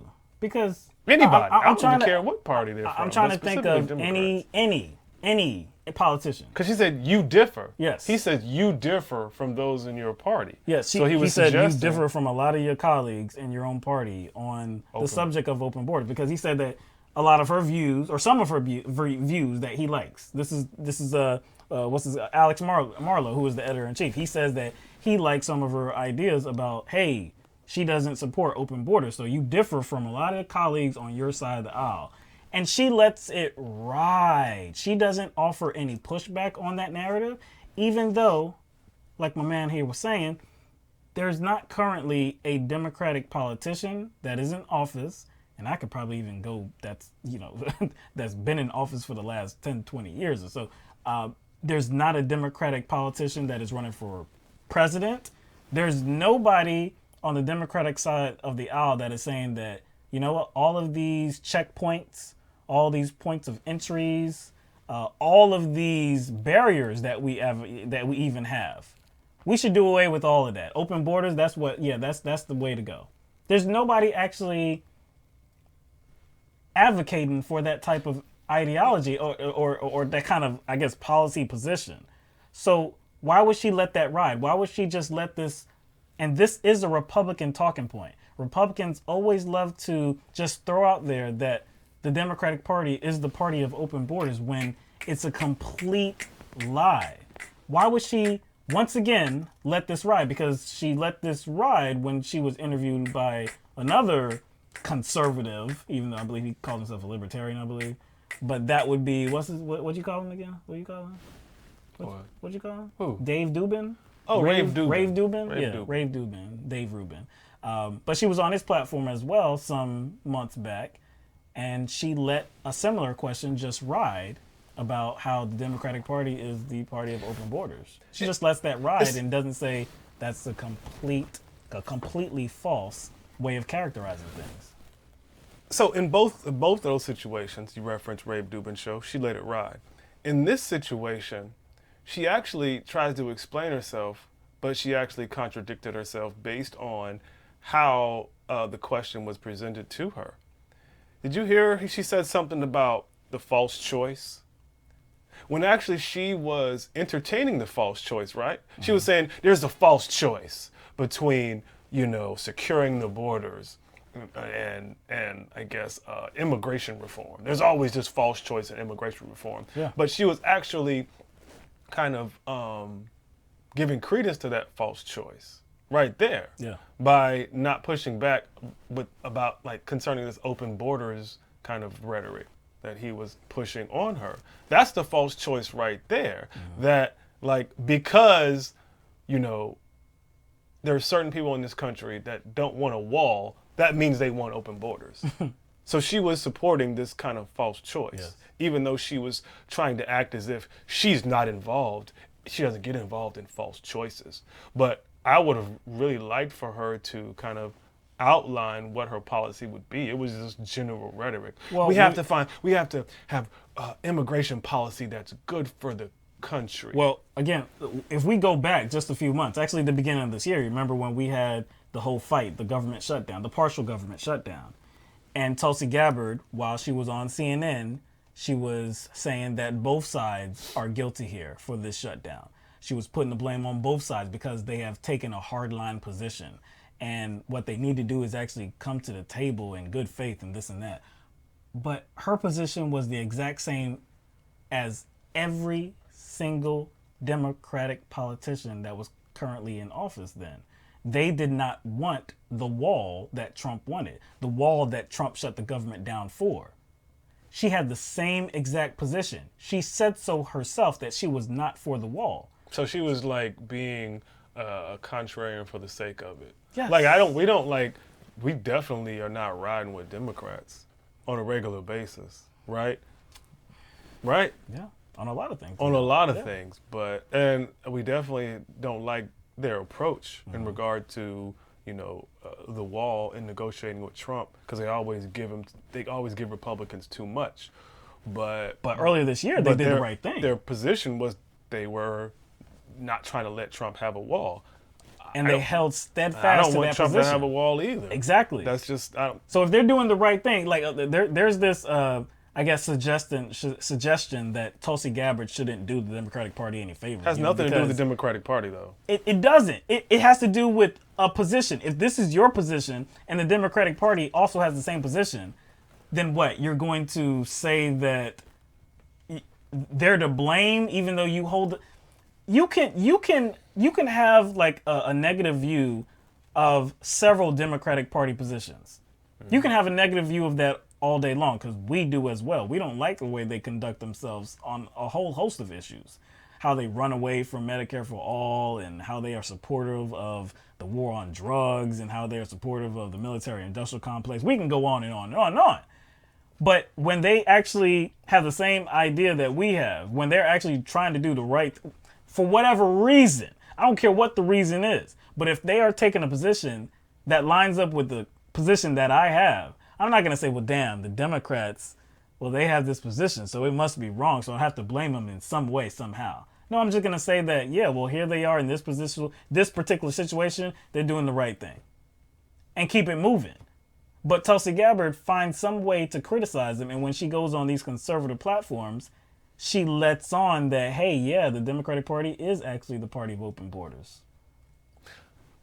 And like, we gotta like look at the hidden context and the stuff she said. And like you said about the statement that I quoted her on of saying, and you said it was a dog whistle. So when anybody says things like, we gotta have immigration policies that's good for the country, that doesn't seem like a very humanitarian thing to say. That seems like something somebody would say if they believe that these outsiders are, hurting the country and not helping in any kind of way. Yeah. That's what it sounds like. You don't say that unless you think that. You know what I'm saying? It just, I just don't understand why she is kind of constantly doing this, going on these platforms, kind of almost giving legitimacy to these very xenophobic and racist and bigoted viewpoints. That's what it seems like to me. I don't know what the hell she's doing. I have a theory. You think she's trying to tap in to the No Nut November crowd? Mine's a little bit more simplistic. I think she's just a snake. I think she's just a snake. He said, yeah. I didn't say that. He said that. Just a snake. He said that. I'm gonna just leave it right there. I'm just leaving it right there. I ain't said that. Yeah. I mean, do we need to play her off? No. We don't need to play her off? I've already done that. So that I've already thrown her out. Can we just do it anyway? No, we got okay. We won't play her off this time. Nah, just get that. I called her a snake. All right, let's move on. Senator Elizabeth Warren, who is current Democratic president. Senator Elizabeth Warren, who is a current Democratic presidential candidate, was recently interviewed, or she actually took part in a forum. It was the Democracy Now! Environmental Justice Presidential Forum. So really what we're going to pay attention to is we're going to go towards the end of her appearance with this forum. And she is asked the question by Amy Goodman about the order of the primaries. Speaking about racial injustice, do you think the order of the primary states should change? You have Iowa and New Hampshire. Wait, let me just, before you finish, are you actually going to ask me to sit here and criticize Iowa and New Hampshire? No, I'm asking about the order. No, that is what Iowa and New Hampshire let me are all just about. ask, they're two of the whitest states in the country. And then we move to South Carolina with a very significant population of people of color. And it means the candidates spend so much of their time catering to those first two states. Overall, do you think that should change? Look, I'm just a player in the game on this one. And I am delighted to be in South Carolina. Thank you. Thank you so much. Thank you, Senator.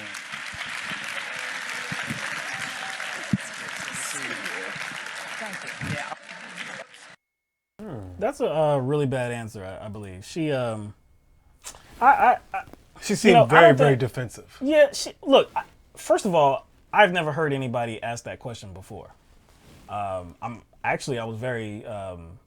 very glad that she got that question. I'm very glad that Amy Goodman brought it up because, again, I've never heard anybody ask that question of a candidate. I really have never heard this subject brought up before about if we should reorder things. But I like the where she was going, because if you're talking about racial justice, racial injustice, these first two states in Iowa and New Hampshire, of course, they are two of the whitest states in the country. So it sends a message. Yeah, it does send a message. So, is that fair? Is that what we want to be as a country, to set it up like that? And so Elizabeth Warren kind of just dismisses it and just says that, well, see, I'm just a player in this game. I don't really have anything negative to say about Iowa and New Hampshire. But she wasn't really being asked to criticize the state of Iowa or the state of New Hampshire. She was asked to weigh in on the process of things. If the process of things is fair, what do you believe about it? But she just chose to just really not answer and say, I'm just a player in this game, so I'm not going to weigh in.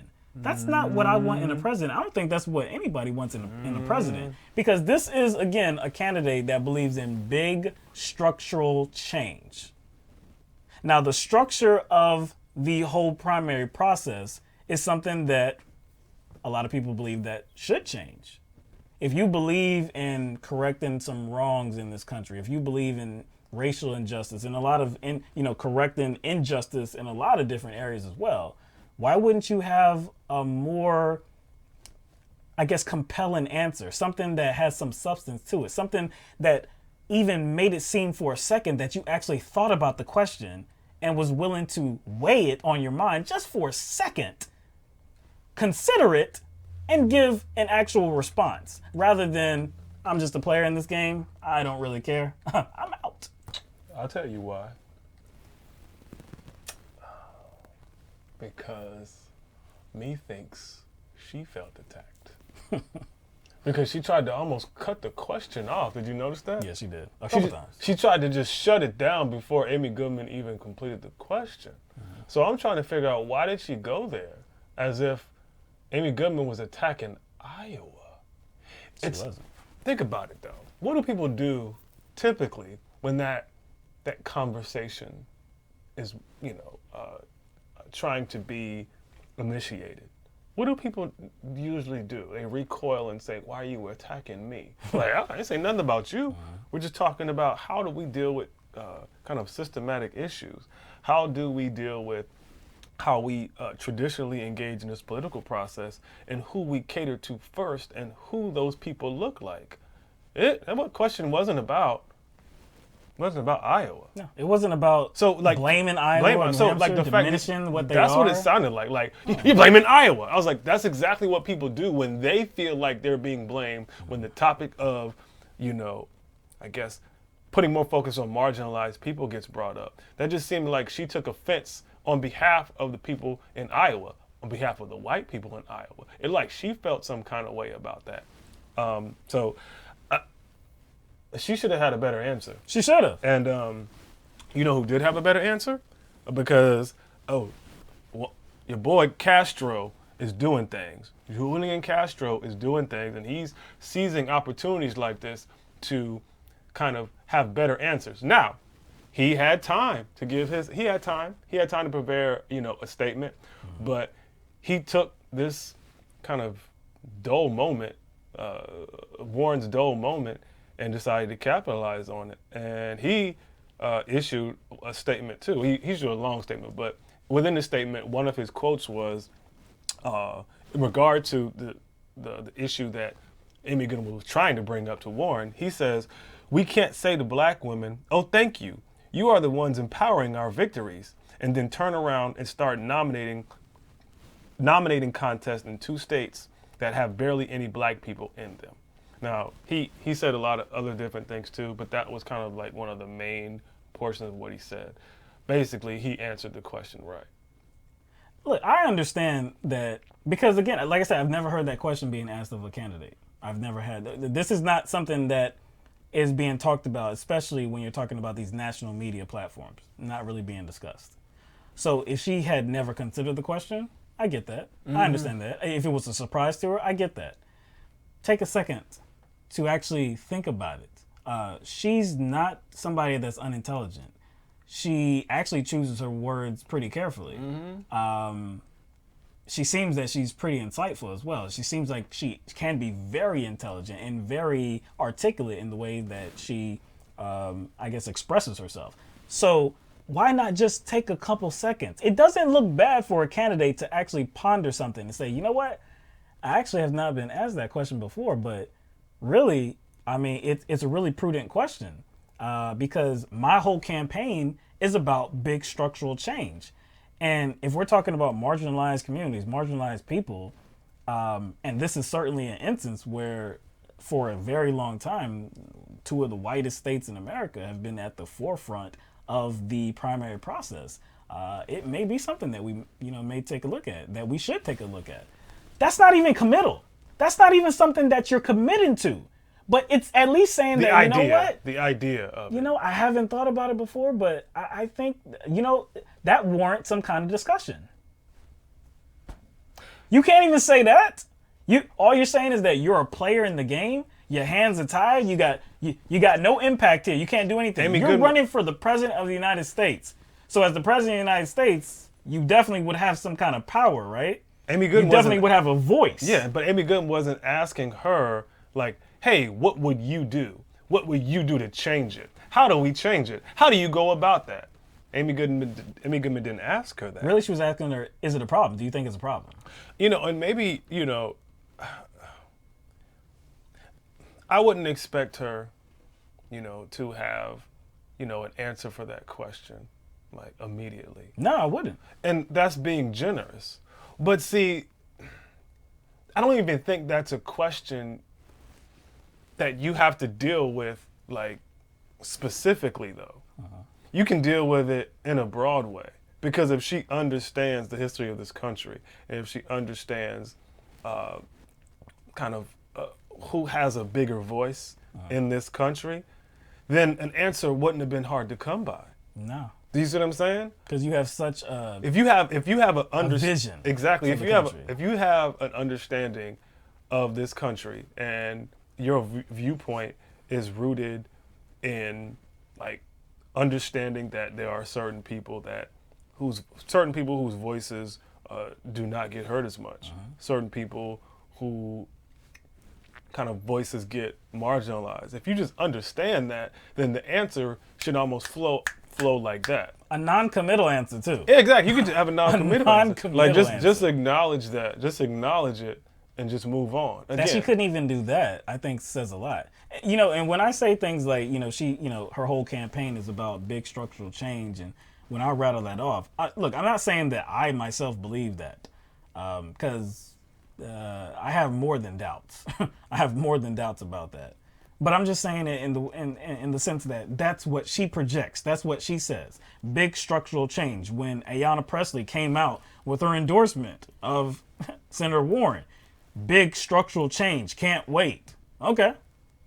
Well, this could be part of that. That's a part of the structure. Yeah, this is definitely part of an entire structure, the political structure, as it relates to who gets to weigh in this political process first. And it's the two whitest states. It's a question that definitely deserves some consideration, some thought. Again, I like you, I don't expect that she would have the perfect answer. Really, anybody would have the perfect answer right on the spot because, for one, I've never heard the question before. But you could have at least shown that it was actually something that merited some kind of thought. Yeah, because of the subject matter. It's not an unknown, an unbroached subject matter. Maybe the question specifically hasn't been asked, but the subject matter is should familiar. be well It's very understood and familiar. familiar. So that's where I was like, so I think this is a combination of things. It's her seeming like she was just, I don't know, like off-put by the question and seemed to just kind of just try to Heisman the question. And then she took offense to the question, and then she didn't give a good answer. She gave an answer actually. So it was all around. You really want your presidential candidate to say, "I'm just a player in the game." Yo, the one that is projecting big structural change. I'm just a player in the game. I'm just a squirrel trying to get a nut. That's pretty much what she said. So really, another way of saying it is that when it does come to those marginalized voices, sorry, can't do nothing for you. Just a player in the game. All right. So here we come to that portion of the show where a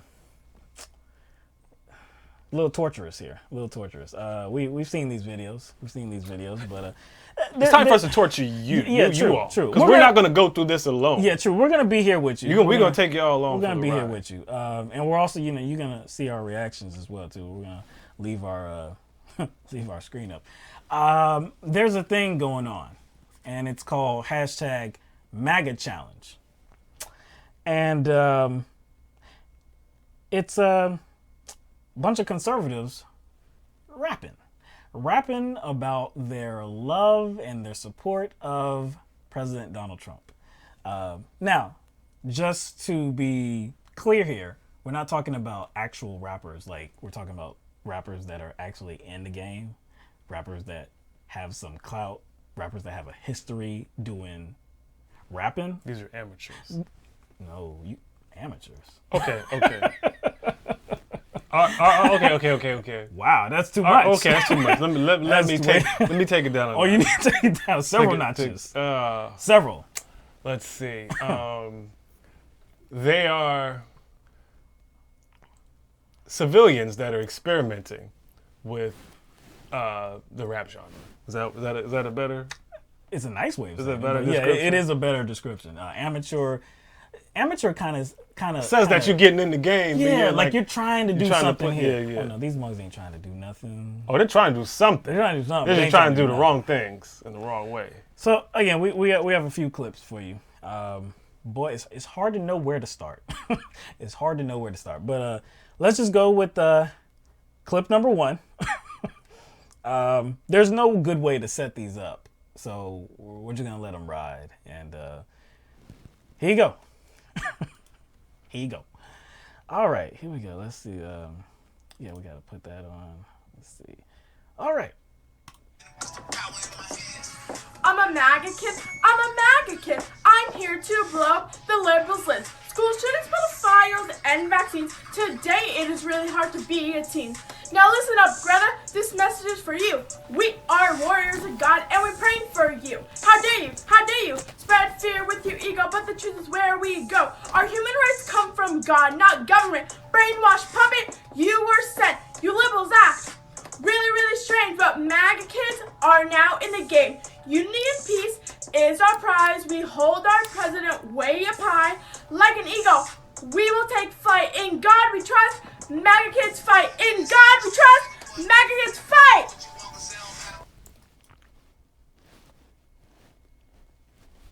That was an interesting dismount there. The little ending.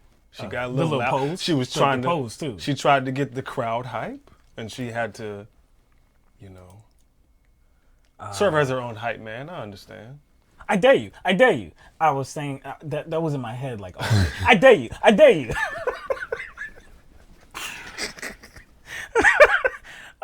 See, I guess if you're gonna hold your president too, you want to hold it up high. If you're gonna hold your president, might as well be up here. Might as well be up here. So I understand. I understand. Hold him up high. Yeah. You know what? I'm gonna go ahead and cut her some slack because you're cutting her slack. No. You know why? I think she's like, maybe she has like mental illness or something. Nah, I'm not giving her. No, that. she's slow. You gotta be slow. I'm not giving her that. There's no way you can do that and not have some sort of mental deficit. There's no way. I can't believe it. Now she looks young. She looks young. Now she looks like she could be in high school. Ooh. Yeah, I'm hoping the students at her. You know what? That's a false hope. That's a false hope. I was saying I hope they don't like tease her for this, but I'm against bullying. but she needs to be teased. It depends on where she is, though. Ah, true that. People might think this was like the illest thing they ever saw. I know, man. She might have got a lot of props. Yeah, depending on where she is. Yo, you know what? She could have came to conservative area. You know what? She could have walked in to the school and they was just lining up like along the walls, and they was like, "Yo, we seen your video, bars, bars." I'm a Maggot kid. I'm a Maggot. It's almost like you want to sing it because it's so funny. Like I do want to sing it. I did. I'm a Maggot kid. I'm a Maggot. No, I can't do it. No, we got to get off that. All right.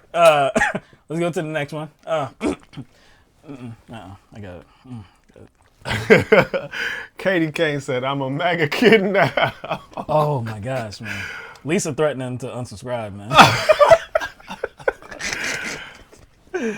All right. Let's go to the next one. Again, I can't set these up. It's just, it is what it is, man. So here we go with the next one.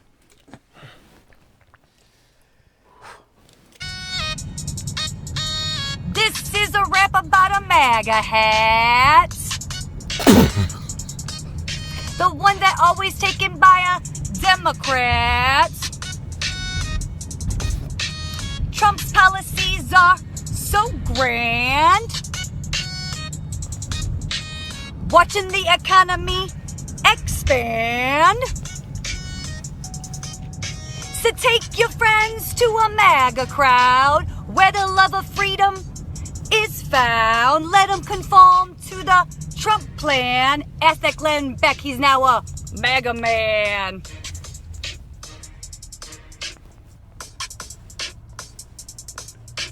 Watch the Trump base expand. Watch the Trump base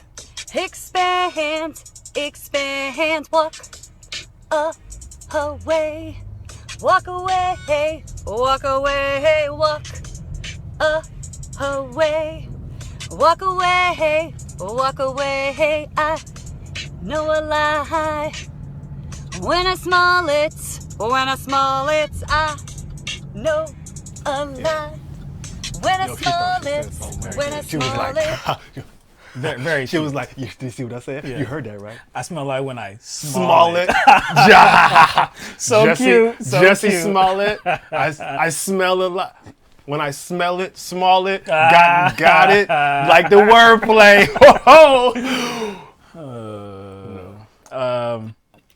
Boy, was that a bridge? Well, we didn't hear anything out of but it was like a little singing part. Oh yeah, she was trying to do like the kind of R&B rap thing. Yeah. She was trying to do R&B rap thing, like rap and sing. Ooh. Like just like a double trouble, man, double trouble. So look, we've gone through 2. Feels like 200. Which one was worse? They were bad for different reasons. That is true. They I were don't know very. that you can compare You them. can't compare them. Yeah, that's true. true. They're both bad. I co-sign that. And they're different, right? Yeah. I can't choose. I don't believe they believe in. I don't think they belong in the same genre. You know what? They don't believe. They don't. They're kind of okay. Establishing. But their if I own had way to, here. if I had to choose, honestly, the older woman's was worse. The reason why, because at least the girl, she was like, she at least had more like oomph with hers. But see, look, they both did a horrible job at impersonating an actual rapper. But I think the older one did a better. The younger one, she looked like this was 1980. Oh, true that. She was She very, actually raised the roof. the And she, you know what? I amend it. I amend it. Because at least the second woman was on beat. She was. She was on beat. She was. The young girl And was not on She beat. even had the No, don't even bring that up. Do not bring that up. Because first off, if you would ask me to watch it without the sound, based on how she was moving her neck and how she was moving her mouth, I knew what was coming out of her mouth was whack. Yeah. Like based on how her neck was trying to look moving harder. She was trying to and look how her harder. mouth was moving, you knew it was whack. Yeah. You didn't have to listen to the sound. But see, that's what you have to do to be a rapper. So you got to look like that. Yeah, you got to look like that. Okay. Next one. Doesn't get any We got better. another one? Yeah, we got a couple more. Yo, We man. got a couple more. This one's bad, as if the other two weren't. Hi, Donald Trump. I'm entering the MAGA song contest. I hope I win. I hope I get like a dinner at Washington, D.C. with you. You seem like a cool dude, so let's do this. Yo. Eminem. Oh, so you know it's going to be That's bars right. involved. Gotta be bars. Donald Trump. He's number 45. The greatest president we have. Faking the fake news. Making them bleed, yo. Fake news, that's what it is, man. Donald Trump's the best in the land. Nobody can beat him. He's number 45. And he has everyone against him, but that doesn't matter because he has the people on his side. He's fighting deep state, Obama, all those evil ISIS men, and not to mention Al-Qaeda and Hillary Clinton. Yeah, Trump is the best, the greatest. There is no contest. I love you, Donald Trump. And you're going to kick them all. You're going to beat them in 2020. Those evil socialist pieces of shit who want to turn America into the Soviet Union. But it's not 1991, man. Donald Trump. Yo. It's where it at. He's the best. Yeah.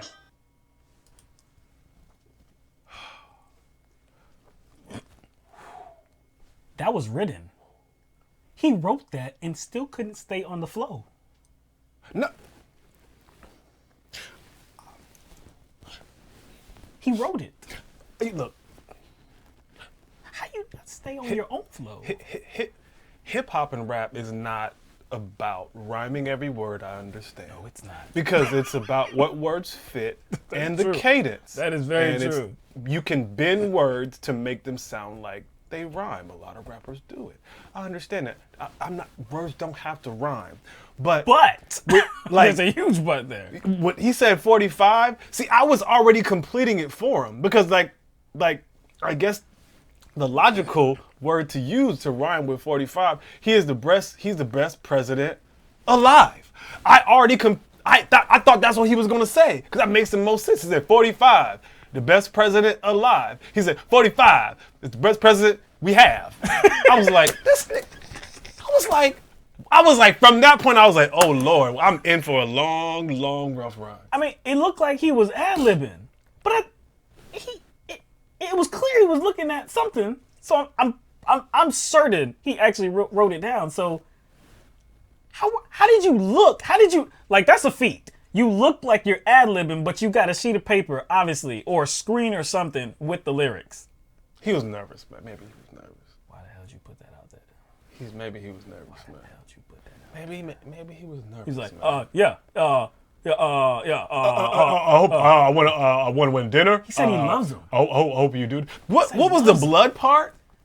He said, hope they make him bleed. We're gonna make him bleed. We're gonna make him bleed. See, What no. does it have to do with all hip-hop? right, remember what I said about the first Like with one? bars. No. But these bars this bar gonna kill him. There we go.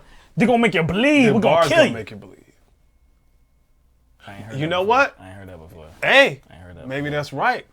I ain't heard that Because Biden's eye did start bleeding. Remember that? I don't think Biden's listening to this. No, that's how powerful it is, man. It reached Biden somehow. Oh, gosh.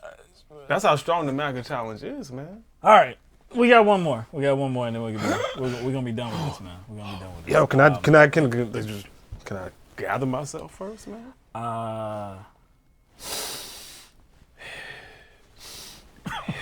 These bars gonna make you bleed. Yeah, make my ears bleed. They make my ear. Let me take just a.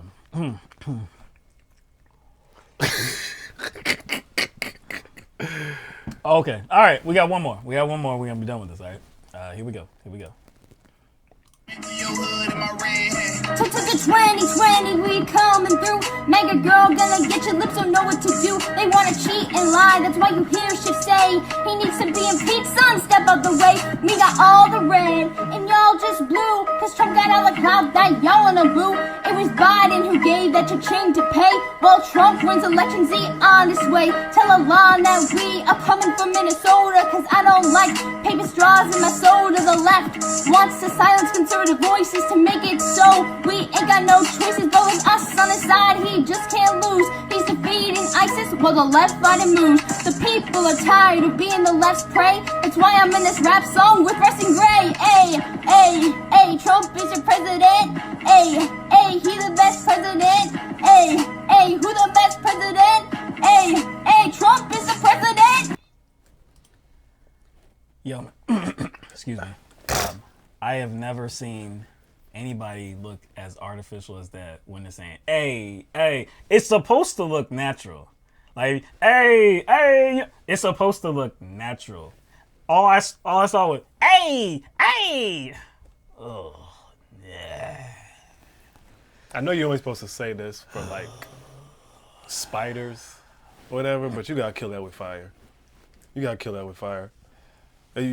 gotta kill This it whole with fire. thing needs to die, and it needs to die quickly. See, I think going back to that third dude though, I think something was wrong with him, dog. I think something was wrong with him. Well, you have a better argument For him than the other. Now that fourth chick, I will say she was probably the best. She was the best. She was no the doubt. best. No, it's very clear that she was the best. But that's not a high bar to eclipse. That's not a high bar to eclipse.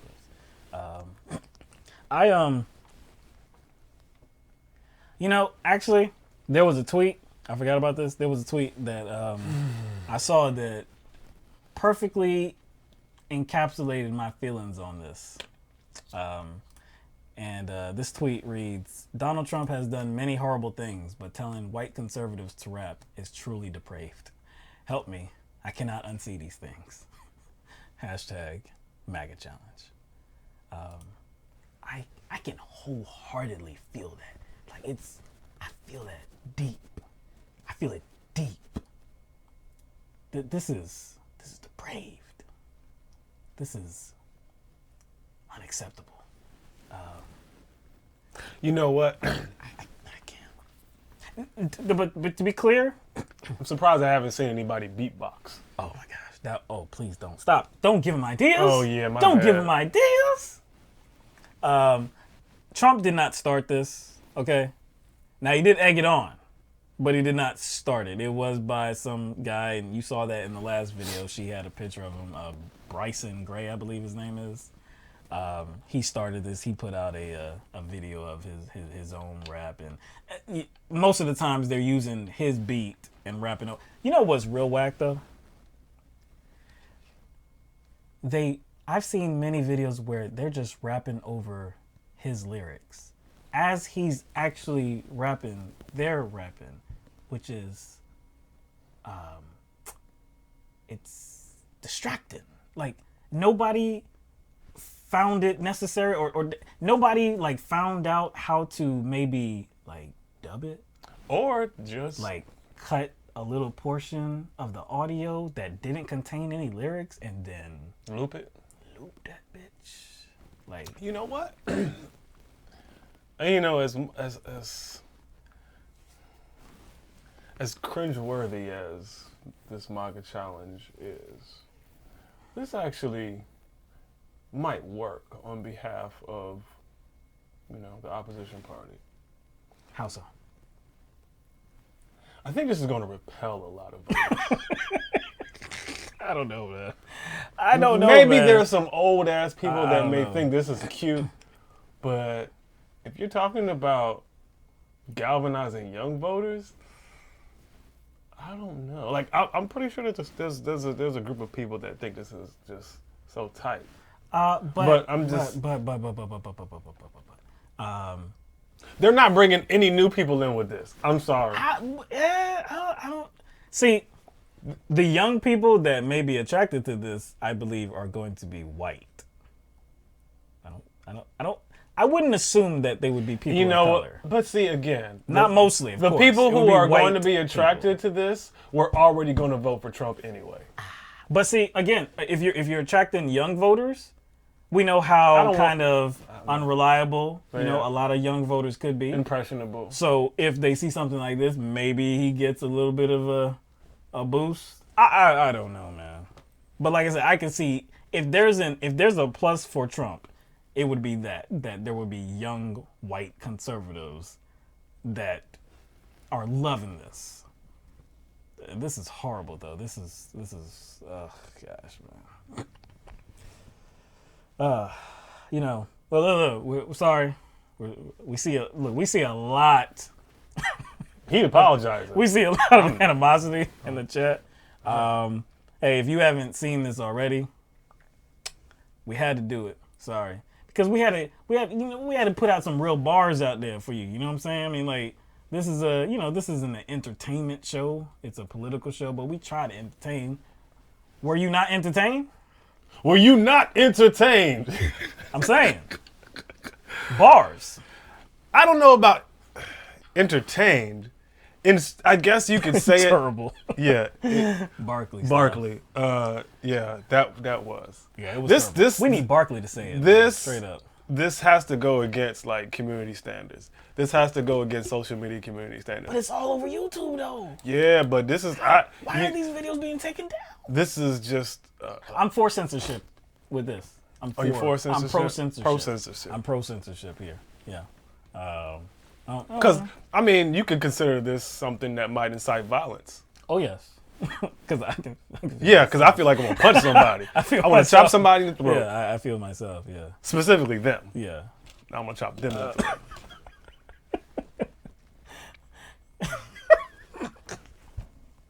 What'd she say? We hold our president way up high.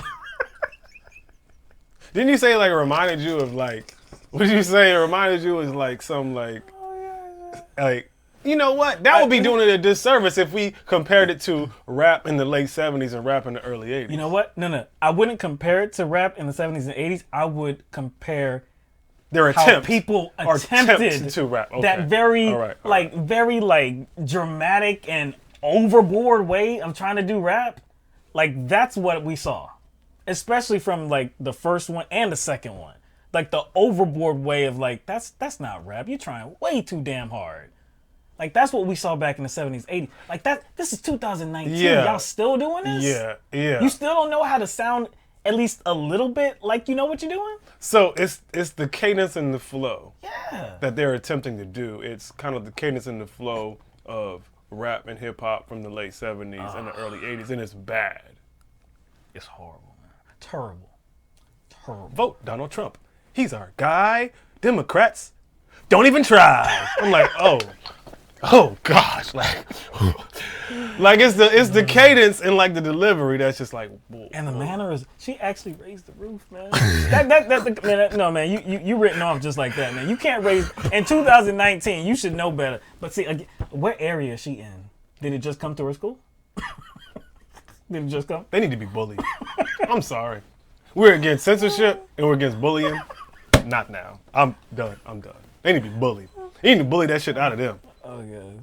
Hold up, President. Way up. You like that part. Yo, I think he secretly likes that. I think he secretly likes that. I like laughing at that. That's funny. I forgot the other one. I'm a MAGA kid. I'm a MAGA kid. Oh, all right. Enough fun. I'm telling you, man, like, it's just going to get worse. It's going to evolve. Like I said, they're going to start beatboxing. They're going to start, like, scratching. They're going to start scratching. We don't need anybody attempting to beatbox, man. We're going to start scratching. No. You know they're going to start scratching. No. We don't want to see none of that. We don't see none of that, dog. Nah. See mugs in, like, them old Reeboks and shit. Some damn,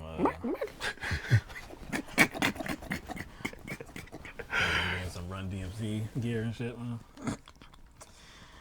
See, Lisa said y'all going to play that for the closing tonight. Yo, we might though. We might, you know, add some dance moves. We might, you know, pop lock.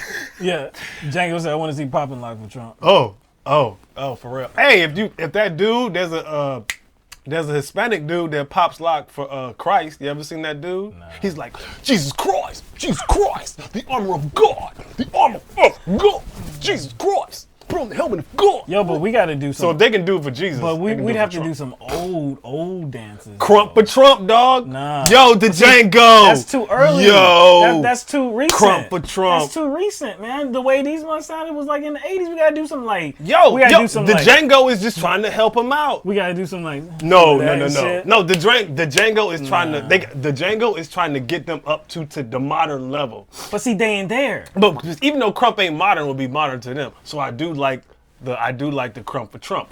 That's perfect. It's way above where they are. Way above. Build that wall. Build that wall. They don't know what you're doing. They wouldn't know what you're doing. They'd be like, well, hold on, what's that? What's that? Build that wall. Build that wall. We're gonna do Build that wall. We're gonna do that. No, not the new one. Not the new one. Lock her up. Not the new one. Lock her up. Oh man. Blame it. Actually, you blame you, man, because you don't want to send it to me, man. That's your fault, man. That's your fault. I'm blaming that on you, though. Somebody sent it to me. I ain't. You blame them. Out him. Out him. Shit. Nah, I don't want to. I don't want to validate the process. So you can take it off you. You can take that shit off you, but you can't. You won't do that. Yeah, man. That Yeah, maybe we could dedicate this call-in show to better MAGA bars. Yeah. Yo, man. Maybe if you call in with some better MAGA bars. Yeah. What if that first chick, man? What if she did the Cabbage Patch or something? Man? Ooh, that would actually been better if she did the Cabbage Patch or like the Reebok. Yeah. Or the Reebok. No. You think she has enough rhythm? No. She barely had enough rhythm to raise the roof. So I know she couldn't do the Reebok, the Cabbage Patch, or the Switch, or the Running Man, or anything like that. Swag surfing? Or the Roger Rabbit. Swag surfing? No! Swag surfing? No. That takes too much. Heel toe? No. That takes too much coordination. Oh!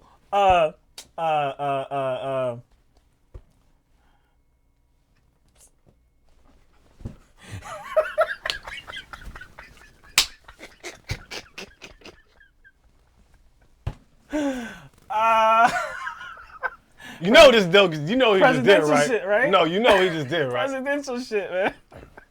This fool just suggested that the first chick should have done the A-Town stomp. No doubt.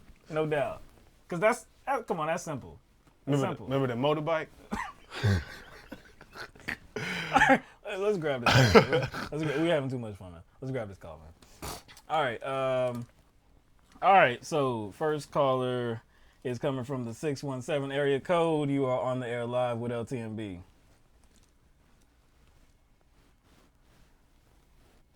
We are okay. I'm not sure that you are able to be heard though. Let me check this. All right, can anybody hear Ben?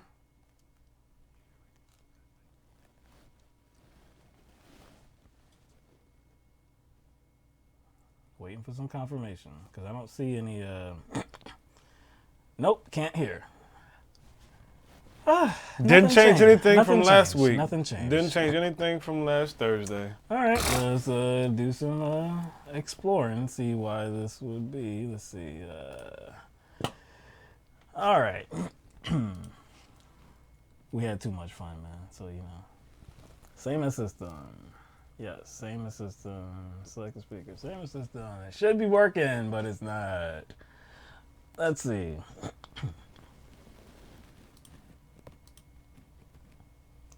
All right, try it now, Ben.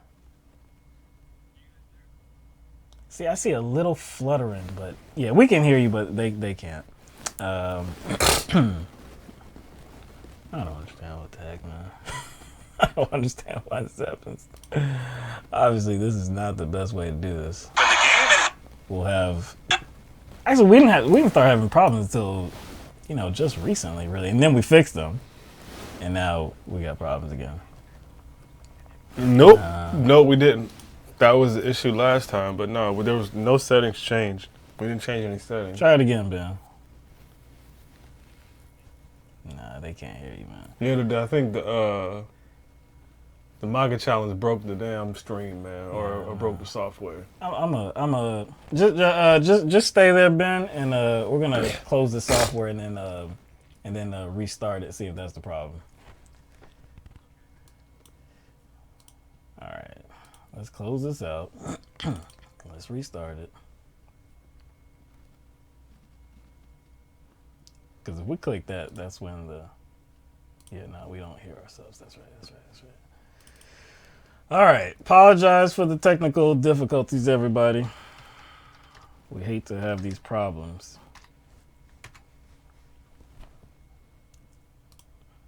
All right. Oh, well, I guess that ended Ben, too. I guess he has to call back.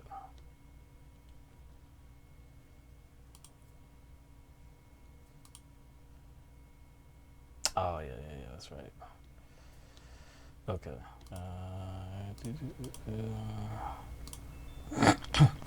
All right, Ben. No. We can hear you. They can't hear you. All right, so let's just switch it up. We'll do what we did last time so that they can hear you through the monitor speaker. Let's just change this real quick. All right. Ben, you there? Yep, I'm here. Can you hear me? Yeah, we can hear you. They should be able to hear you now. We're going to have to figure this out later. Lisa, Final Fantasy, you guys got me on my sound check on the ones and twos. hey, yo, Mike, turn me up in your headphones. Turn me up in the headphones. Yo, you... At least you sound more real, man. Turn me up, yo. Turn me up. You even know the language, man. You know what I'm saying? Turn me up. These mugs, man. You guys got me? Yeah, man, we got you, man. We turned you up, man. Yeah, I'd like to let the madness begin every Tuesday and Thursday. Tune in with my friends. We talk about Bernie, and we burn one down, get some Bombay gin and tonic, and we feeling it now. Yeah, where's Jordan at? What's up, y'all? Where's Jordan at? Uh-oh. Yo, Jordan. He called you out, son. Yeah, he called man. you out, dude, so you got to kind of get on this line. Yeah, man. This is the like, LTMB. And you got to challenge Ben, man. He got bars for you, man. Now you got to come with your own I'm bars, a madness man. kid. I'm a madness kid. Oh, yeah, man. Tuesdays and Thursdays I put on the bat suit and I turn into the madness kid, and that's what we do. Wow, man. I had a couple of notes here. One thing is that the left is definitely in trouble because MAGA is winning the pop culture battle, and I think one thing that has kind of gone under the radar with this is that it's 100% cultural appropriation, and I think that probably, they're basically trying to just rip off hip hop, and that's just not right. If you consider this hip hop, I think this is like a whole nother classification. Like they're trying to start their own stuff. They should really call it something other than rap. Just call it something else because it's not rap. It's not rap. Or what So Trump is winning. Trump is winning with low IQ voters and low rhythm voters. And about to say low IQ rappers too. And this, I guess, this is what what's that dude who does the Alex Jones Infowars dude, Paul Joseph Watson. He said conservatism is the new counterculture. That's what he said. So this, the left, we have Tony Tig. I don't know if you guys ever heard that Bernie Sanders song. Tony Tig did. I don't think so. I don't think so. If you haven't heard the Tony Tig, that's just pure fire from the left. But then when you get all this kind of coming and just extinguishing our fire, it's kind of tough. We have heard some political rap. We've heard before. some political rap before that was actually good, and we shared it on this show. Yeah, true. There was Ultimate Rage. That's our partner. He used to do that in 2016. And then there was another one recently. He actually performed at in Philly. In Philly, like he did one of the little little events at, I think it was at like the Civic Center. Not the Civic Center, but the municipal building. Yeah, that's right. My bad. But there was another one that he told us about it on the show in the chat, and we went to it, and John was hot. It was actually it was fire, man, straight up. I can't remember his name. Tony Tig is a legitimate song, and it came out right when Bernie announced. He did one last year, but he did a better one this year. It's good. It's a decent song. And then did you guys see Drake? Did you guys see Drake get booed off stage? I heard, and I was very curious as to how that went down. I did see that on Twitter and other places, but I have not looked into it. What was he trying to sing too much? Why did he get booed? He got booed because the concert did this thing where it was a festival and they were going to have this mystery headliner, which kind of sets people up for disappointment. But they thought that the mystery headliner was going to be one person, and the mystery headliner ended up being Drake, and people just weren't happy about it. I guess there weren't like a lot of people who cared about him and stuff. Yeah, so he just got kind of like, he got booed. And then I'm sure you guys saw Donald Trump Jr. also got booed. Yeah, I saw that. He got booed by his own people. By his own people. But then he claimed it was the left that was booing him. Him and his girlfriend, Guilfoyle, was saying that it was the left that was booing him. Nah, man, that was your people. You know, he was triggered. He was triggered. I don't want to date you guys or anything like that, but you guys remember the old, are you old enough to remember the old Nintendo Entertainment System game Tetris? Oh, hell yeah. Of course. Hell yeah. You remember Tetris? So the way Tetris works is like the Obama administration, I have a ton of critiques, but Obama's administration ran, if it was a Tetris game, like the pieces were all real low to the bottom and kind of just pretty smooth, like people consistently putting things in the right spot and getting it. But the way that the Trump administration is going right now, every time people are fleeing ship, it's like that Tetris level is getting a little bit closer to the top, and they're making worse and worse decisions. And then people are jumping and fleeing ship faster and faster, and people are, it's like the classic dumpster fire. And they're at the point now where those blocks are just coming one after the next, and they're trying to keep on pushing it off to the side, making poor decisions. And, you know, I think we're going to see the end of Trump. But I kind of go back to the whole thing that I said last time I called. When people say, let the voters decide, what they're really trying to say is they don't want to have all the evidence come out. They don't want to have the investigation. They don't want the evidence to come to light. Mm-hmm. I know you guys touched on it earlier, but I just want to echo that. Yeah. Let the people decide. Yes, we'll decide, and Congress will decide, and we'll decide when we have all the information, when we do our investigation. Yeah, it's true. I mean, yeah, because you would have to go ahead. No, go ahead. No, there was another president that was impeached, and that was Bill Clinton. and that was a Republican effort. Did they say let the voters decide?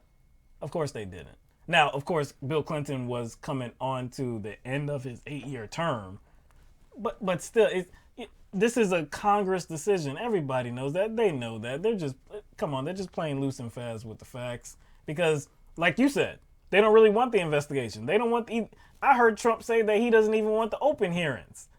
And that was something that you said. Yeah, because like last week, because we were trying to figure out, so what is going to be the Republican pivot point. So what are they going to pivot to? Because this whole time they've been, railing about the process. This process is closed door. Yeah, it's been a closed door, secret meeting inside of a dungeon. Even though you don't have access, and it's a secret. Right. So I'm like, okay, once it becomes public, I was like, so what is going to be their talking point? And so I told Will, I was like, you know what? Now they're going to say it shouldn't be public. It's political theater. They're trying to destroy the Republican Party by bringing all these falsehoods out to the public and making it public now. So now it's worse. Yeah. So they're going to criticize public hearing even though they said they wanted it. I thought that that's what they were going to do. Trump beat the Republicans too. He did. Because when you sent that to me, I was like, what? He actually did do that. He actually said it, that there shouldn't even be public hearings. And really, it's so crazy because Trump is also saying that the scripts, the closed-door deposition scripts are doctored, right? Well, guess what's going to happen in open hearings? These same people are going to testify. You mean the people who are who gave this testimony? Yes. The people who gave the testimony are going to be testifying. That's why he doesn't want to have the hearings. That's why he doesn't want to have the public hearings, because that assertion would be going in the trash can immediately. So, I mean, if he's right about these transcripts being doctored, then surely that's going to come up because they're going to testify again. They're going to say, it's like, hey, I didn't be given the same questions. I didn't say any of this. No, I didn't say that. I didn't say this. Yeah. So, one thing that's pretty interesting is the importance of context and what context means to like how you're taking a position. And what I mean by that is when you think of 9/11 and you think of people running into a burning building, and you think of the people who are doing the fire department, the police, some probably bystanders, literally running into a burning building. And the context of that is those people who are doing something, miraculous. They're heroes. They're brave. They're like sacrificing their life. Mm-hmm. What do you call it when the opposite context? Somebody's running into a burning building to support Trump. So you have Lindsey Graham, who's just setting himself up on the stake, ready to get tarred and feathered. You got Jim Jones. You got today, or whatever, Nikki Haley coming in and defending Trump. It's disgusting. So, when it's funny how the context on that could make such a big difference. One thing I want to close with is, two things. I wanted to give you guys props because one thing I kind of noted here was that you guys are better researched and better prepared, better presented than Rachel Maddow, than Chris Cuomo, than Chuck Todd. And there's two parts to it. One part is I think you guys have some serious talent with what you do. I respect your opinions, but, it's obvious that you guys are presenting high-quality, information-rich content and commentary on these things that these other people are refusing to do. For whatever reason, they still want anyone but Bernie. So they're going to criticize Trump just to a point. And the last thing I wanted to say was when you guys were when you were going on, basically, there was not a huge endorsement, but kind of an interesting endorsement from TYT. Did you guys know this? I guess I saw Jink on Twitter announce that they were going to make their endorsements, and I was just like, already? Yes, they said it, and like the way Jink set it up, I already knew it was coming, because the way he set it up, he says never before have we had two candidates that were so alike that we liked. So, and I was like, so did they make the endorsement? I don't know. Maybe Ben has some. Yeah, so I was pretty surprised because the way he started it, he kind of gave the old trapdoor, the trapdoor setup where he's just like, everyone's been saying I love Elizabeth Warren, and there's a lot of reasons for that, and she's really a great progressive, but all that being said, I'm endorsing Bernie Sanders. So I was pretty excited for that because I've been a fan of the Young Turks for a while, and I was worried that Cenk was going to endorse Warren for obvious reasons. But I was glad to see him kind of go against the tide on that. But yeah, I did want to say you guys have been out front for a long time on this stuff. You endorsed Bernie months ago. You, like I said, you're better prepared than Maddow and Cuomo and Chuck Todd. You guys are really bringing it, and I appreciate it. And that's why I know a lot of people have been watching and listening every 2 times a week for as long as you guys have been doing this, and you guys have been out front on it. That's my name, and you guys are also, you've been out front. That's kind of where you're at. So I respect you guys, and I always enjoy watching. I didn't get to call in last week, but I did watch the show the next morning, and a great show. You had some good callers and stuff, so I missed you guys last week, but yeah, that's what's up. And we appreciate all those kind words, man. High praise from Ben out front, man. We appreciate that greatly, man. Always good to hear from you. If you guys want to cut that and put it into a remixed intro song or something you're more than welcome to. We'll put Jordan on that. Lace it with some tunes or something like that. You want some tunes? I might could do something. Yeah. I mean, you guys already have the beat, so it's just like we're just one step away. So we're on the doorstep. All right, man. We'll see what we can come up with. Maybe. All right, guys. All right, I'll talk to you later. All right, man. Take care. Later. All right, Ben out front. Yeah, I mean, like dealing with people like Rachel Maddow or Chris Hayes or O'Donnell, all those people, within the mainstream media who kind of always run interference for Democrats, they tend to give a lot of information too, but they do it in service of trying to protect the Democratic Party. We can kind of criticize Trump, Republicans, things like this impeachment inquiry. We can criticize Trump and Republicans without, running interference for Democrats. I think that's the difference. All right, 253 on the air live with LTMB. Hey guys, it's Jordan. Jordan, you know what's on our mind, Jordan. Well, I called because Ben's trying to talk shit. Yeah. See now you gotta level up. You got to go Sierra on them. You gotta level up.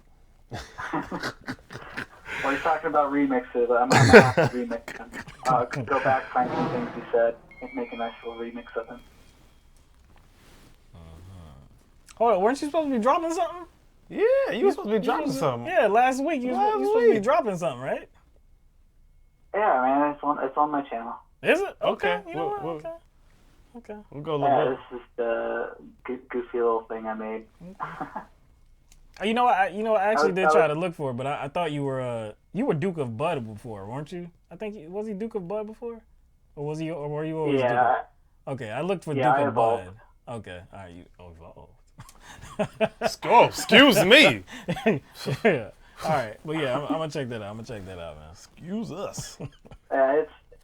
It's not very good. It's just a goofy little thing, but yeah. I wasn't gonna call. I only called because Ben was talking shit. So I don't have a list. I don't have anything really to talk about. But well, just freestyle. Appreciate you guys. No pun intended. Just freestyle. No pun intended. Well, it's good hearing from you. Did you hear that Hillary said that she's under enormous pressure to run in 2020? I did not hear that. I did not hear that. I heard her saying some things. She has been, she's been out there making some comments. I did hear her. She said that she has a feeling on who the nominee is going to be, even though she's not going to say. And she already knows. Because she says I'm gonna support the nominee, and they ask why. Because she said I know who it's going to be. Right. And then that prompted people to panic and be like, oh no, that means the fix is in. That may be true. But if I'm questioning the validity of her assertion that people want her to run, I wouldn't push back on it like too much. I can see that actually being the case. I mean, she is a narcissist. She probably still thinks the White House is hers. She was, she was already crowned, essentially. She thought she was going to win. I can see there being a lot of, angst out there right now about the current candidate, specifically Joe Biden, who is essentially the establishment candidate, and they're trying to push Buttigieg into that position. I'm not sure if it's going to be successful or not. Well, there's so much angst that Deval Patrick has to get in. Exactly. And damn Bloomberg. Yeah, Bloomberg too. So all speculation at this point. Obviously, that's not something that I would want to see. And that deadline, to register is coming up like really soon. I mean, isn't it like next week or some shit? Well, for most, for different for most states. Yeah, you're right. So I didn't hear that. Where is that coming from though? Is that where is that sourced from? Where is that information sourced from? I saw it. It was an article by MSNBC or somebody. I don't know. H.A. Goodman probably made like an hour video because of it. Oh yeah. Breaking. Hillary definitely entering 2020 race. Hey, she's terrible, but I think it would probably end up being a good thing for Bernie because she would just pull votes from everybody other than him. That's possible. And I forgot who it was. Somebody made a good point about all these billionaires who are jumping in the race. It's basically just because they're narcissists and they're surrounded by people who are trying to use them for their money. So all these consultants and stuff, they encourage them to run just so they can get paid. Oh no, that's they kind of play to those billionaires' itching ear. You know what I'm saying? They like to hear good things about them. Like, you can change things. You can get in there and just balance out the rhetoric. Give people hope. You're a billionaire. So yeah, I'll run your campaign for 6 figures. Yeah, there's opportunity, man. Even though I know you're not going to win, I don't care. I'm getting paid. Hell yeah. Yeah, man. All right. Well, that's. I appreciate you guys and keep it up. All right, man. Thank you, Jordan. Good hearing from you, Jordan. And we are going to peep out that content, man. Definitely gonna peep it out, man. Okay. Be gentle. All right, man. All right. 267 area code. You're on the air live with LTMB. Hey, it's Phil from Philly. Can y'all hear me? Yeah, man. We got you. What's going on, Phil? Nothing much, man. I was just listening to y'all go over the news and everything. And I think, and I'm a Bernie bro, so I might be a little biased, but I think with all the the billionaires, getting in the race, and all the when Hillary says she's pressured to get in, I think that's donors pressuring her to get in because, a lot of Hillary's past donors, their current options are all failing. A lot of them who went to Kamala obviously jumped ship. And then, a lot of these centrist people or voters can only go to so many people, but even then they're still, besides Warren, they're all the centrists pretty much are paling in comparison to Bernie. So it's they're showing their hand. To me, the more I see them get aggressive and just get outlandish, like billionaires crying on TV and Bill Gates being hyperbolic, talking about paying $100 billion when Elizabeth Warren's tax would only make him pay $6 billion in wealth a year or something like that, if I'm correct. But I like that they're doing this because this shows me that they're panicking. They're not even it's getting to the point where, I think Bloomberg, for instance, I think all he's going to do is just pour in millions into anti-Bernie ads in certain seats to just flood the TV, no doubt, with anti-Medicare for like what Pete is doing, basically. Pete and Biden and Klobuchar just trying to get the public approval to go down because they know the policies are so popular so they can't beat Bernie on the merits. But why this makes me confident is because it's not like 2016 where it was like a mix of like blacking them out and smearing them. Like they still do that, but it's like this time they're showing their hand, and it's like they're panicking, and it's early. It's not even like voting has started. So it's like, to me, they're showing their weakness already. So it's like, I'm pretty sure. And another thing, not just the establishment showing their hand, but his other opponents, they're pretty much hanging themselves. Like Warren, for instance, you give her a millimeter of root and she hangs herself. Like the Amy Goodman question was the most neutral question I've ever heard in my life, and Warren couldn't answer it. And she couldn't answer the Hunter Biden question. Right. She said, I got to go back and look at my policy. Very true. But my point is, I say all that to say this. Bernie, I do think he needs to like hit more and be more aggressive against like maybe Biden, but like in the debates. But like, I don't think he has to do too much differently, because his opponents, they're all like, they're doing the work for him. Like Kamala literally, I mean, Tulsi did that, you know. So she got that, Tulsi, and like independent media covering her record. Like that was really, Bernie didn't have whatever. I thought she was going to be a threat to him, but she didn't even get to that point. But but my point is, I think really election integrity, just as far like election integrity number one, and then number two is just Bernie brews and just independents, non-voters, people who are canvassing for Bernie, whoever, just need to focus on combating the media narrative. Because if you look at the number of non-voters and independents, they vastly outnumber Trump's base.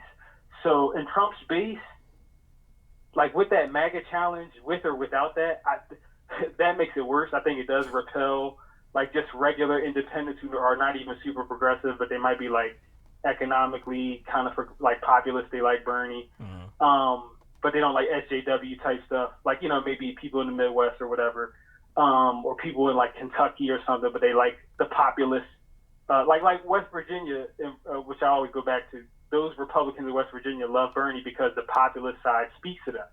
But crap, I forgot what my point was. Crap. Well, I really forgot my point. You were just saying that. I could see. Look, you were saying that the establishment seems like they are a little bit concerned about where Bernie is right now, and the dynamics that we have right now are much different than we had in 2016. In 2016, you could say that Bernie Sanders came from nowhere, because even though he was in the Senate, he literally did. Yeah, I mean, he was in the Senate for some years, no doubt, but on a national scale, a lot of people didn't know who he was, didn't know really what he stood for, what his policies were, what his background was. Nobody really knew that on a national scale. He's polling at 1% now. Yeah, and then of course they were able to do the whole Bernie blackout as well, because of course this is some unknown candidate. Even though he's drawing these massive crowds in these rallies, we're not going to really pay attention to him. They can't do that this time, because one, he's polling right up there with the front runners. He has a massive army, a massive back-end. He's raising the most money. He has the most contributions. He has the most contributors. I mean, you can't just by far. Exactly. So he's starting out from a very favorable position. Bernie people downplay that individual donors. I hate when they downplay it. You can't. He beat Obama twice. Yeah, you can't downplay that, because that's actual bodies.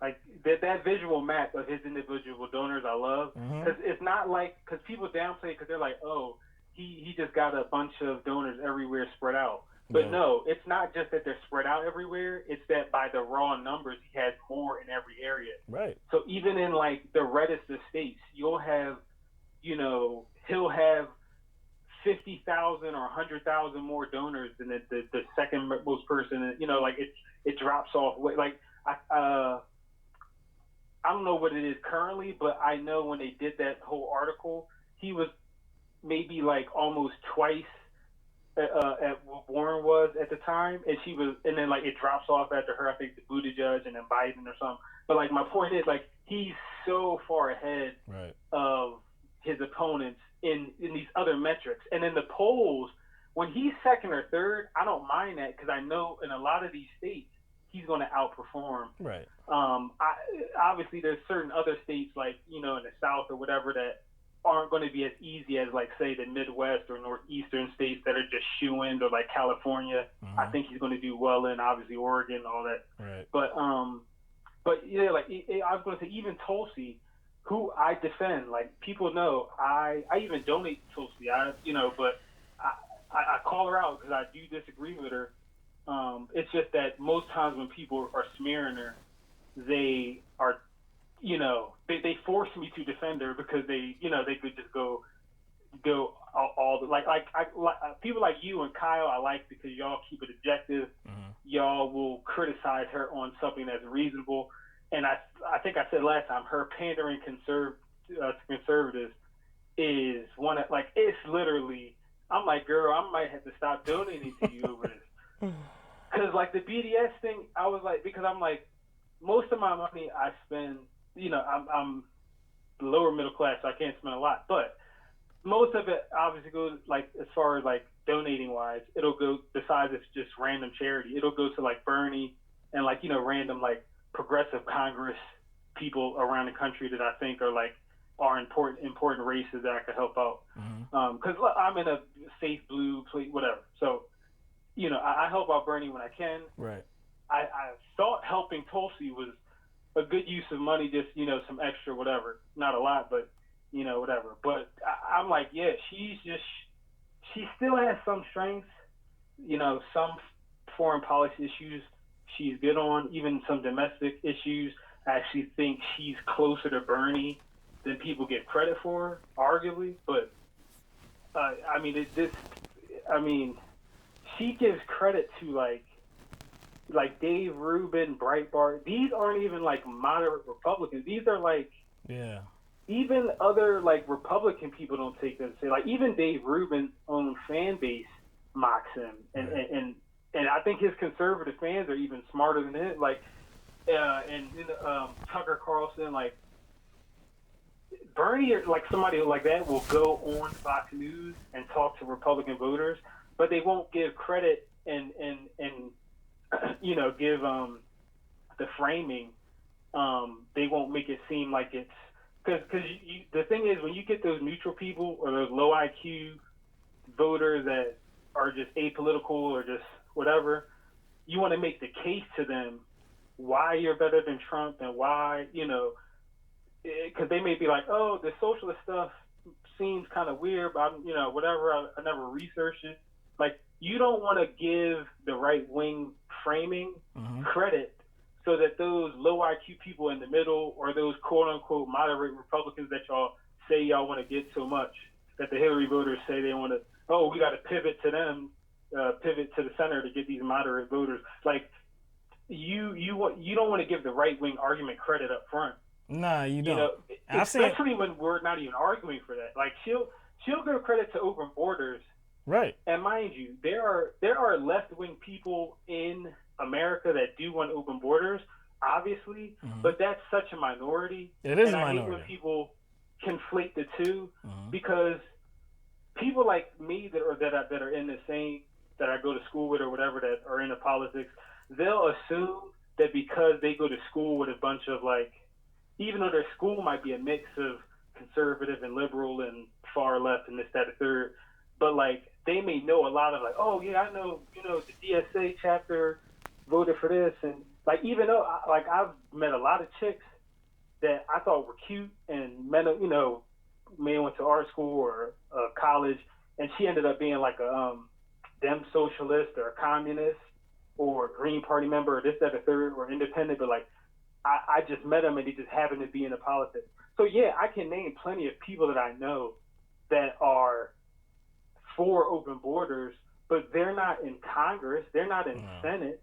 They're not running for president. Like they're like the Democratic Party, the farthest left person in it, in the Senate is a social democrat. Like so Tulsi, now, granted, I would vote for her over Trump in the general, of course, but that's not even really a question. But see, with her, it is something weird though, because even I've seen Amy Klobuchar, on Fox News. I've seen her interviewed by conservative outlets, and I don't see her doing what Tulsi does. I don't see her pandering to conservatives in the same way that Tulsi Gabbard does. So there's something that she does. I mean, she straddles this fence. She does engage in these dog whistles. She does engage in just like giving credence to the Republican talking point, never really challenging it.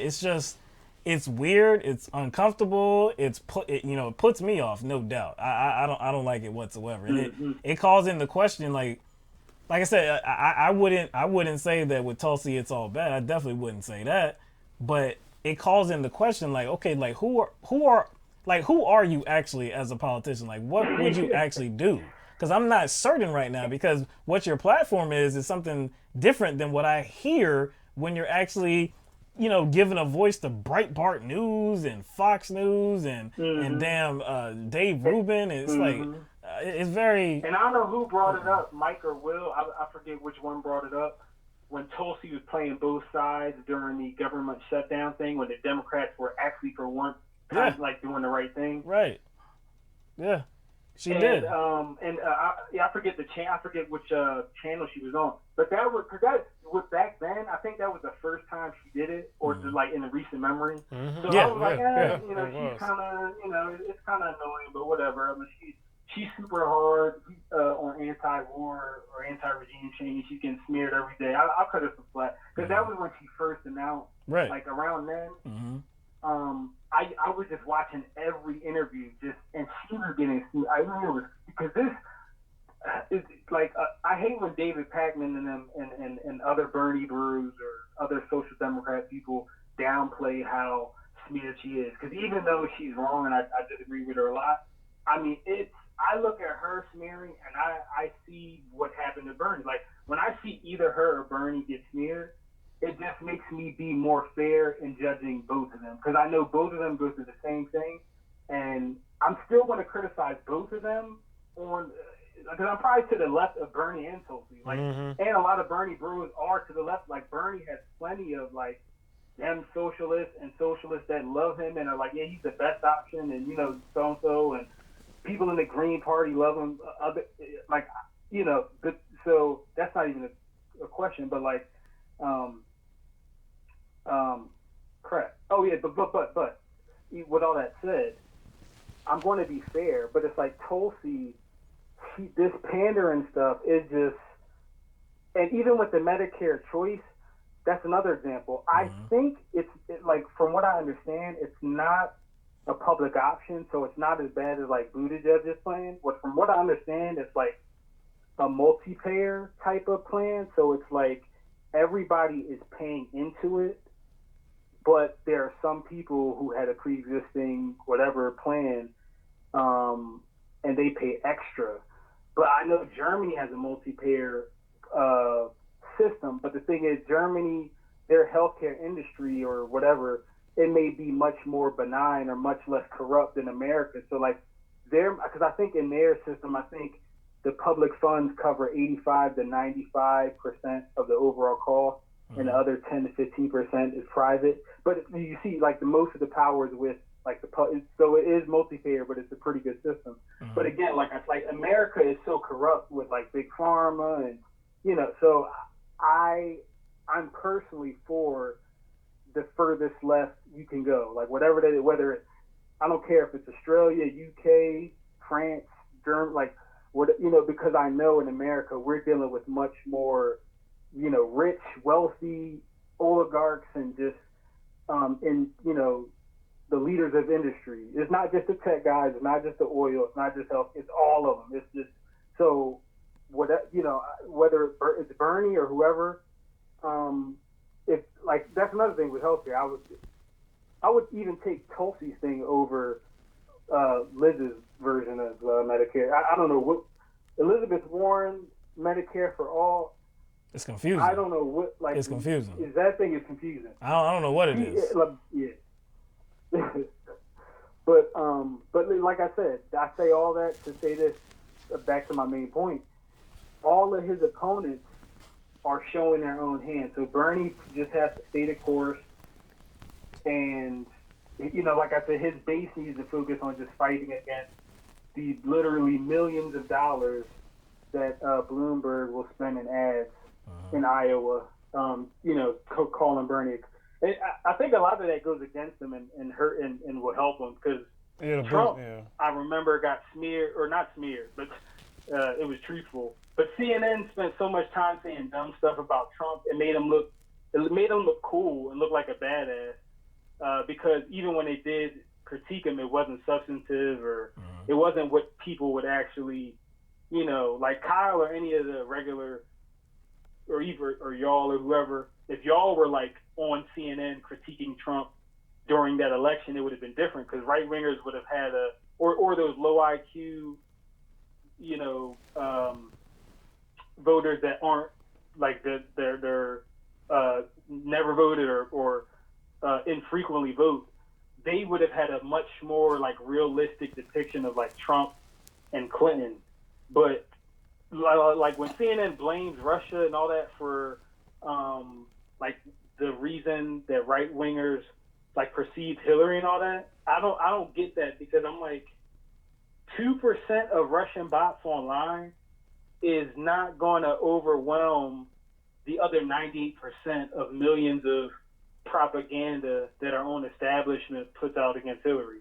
But back to the other thing, it's y'all giving Trump billions of airtime, even though you're quote unquote critiquing him, y'all are only, you know, talking about his Twitter all day. So all you're doing is riling up his base and giving those Midwestern voters the impression like, oh, I thought Trump was bad, but I guess he's really not because all they're talking about is his tweets and how he grabs pussy, but they're not critiquing him on policy. And when I heard him at this rally, he's talking about, you know, he's against NAFTA and this, that, the third. So all those people in the Midwest that voted for Obama and they're not really, like they may have been Democrat, but they're not super into politics. Like, you know, we're talking about the mass of people. So of course, yeah, they're going to vote for Trump over Hillary in that instance, or, you know, not vote at all. So, but like I said, Bernie is going to win, but the election integrity, he's got to, you know, even on the first ballot, if he said, you know what, I'm going to unify with Warren, she's going to be my VP, so we unify the ticket, and Warren's going to give me her delegates or whatever they do. Like, I don't care how, just like Bernie has to win. Like, and I'm not talking about vice president. I'm talking about he has to be the president. I don't care. Like, I'll settle with Warren as VP. I don't want that. I would rather have, you know, I don't want to take senators or Congress, you know, Congress people out of their seats.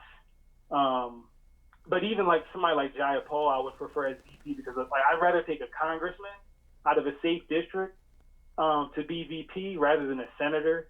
If I had to choose, but well, like with a Warren, that's a safe state for a blue too. So it would. Oh yeah, true. That's true. It would go to but, a Democratic. But like I said, I would vote for, and even if she was the nominee, I'd still vote for Warren. I just really don't want to.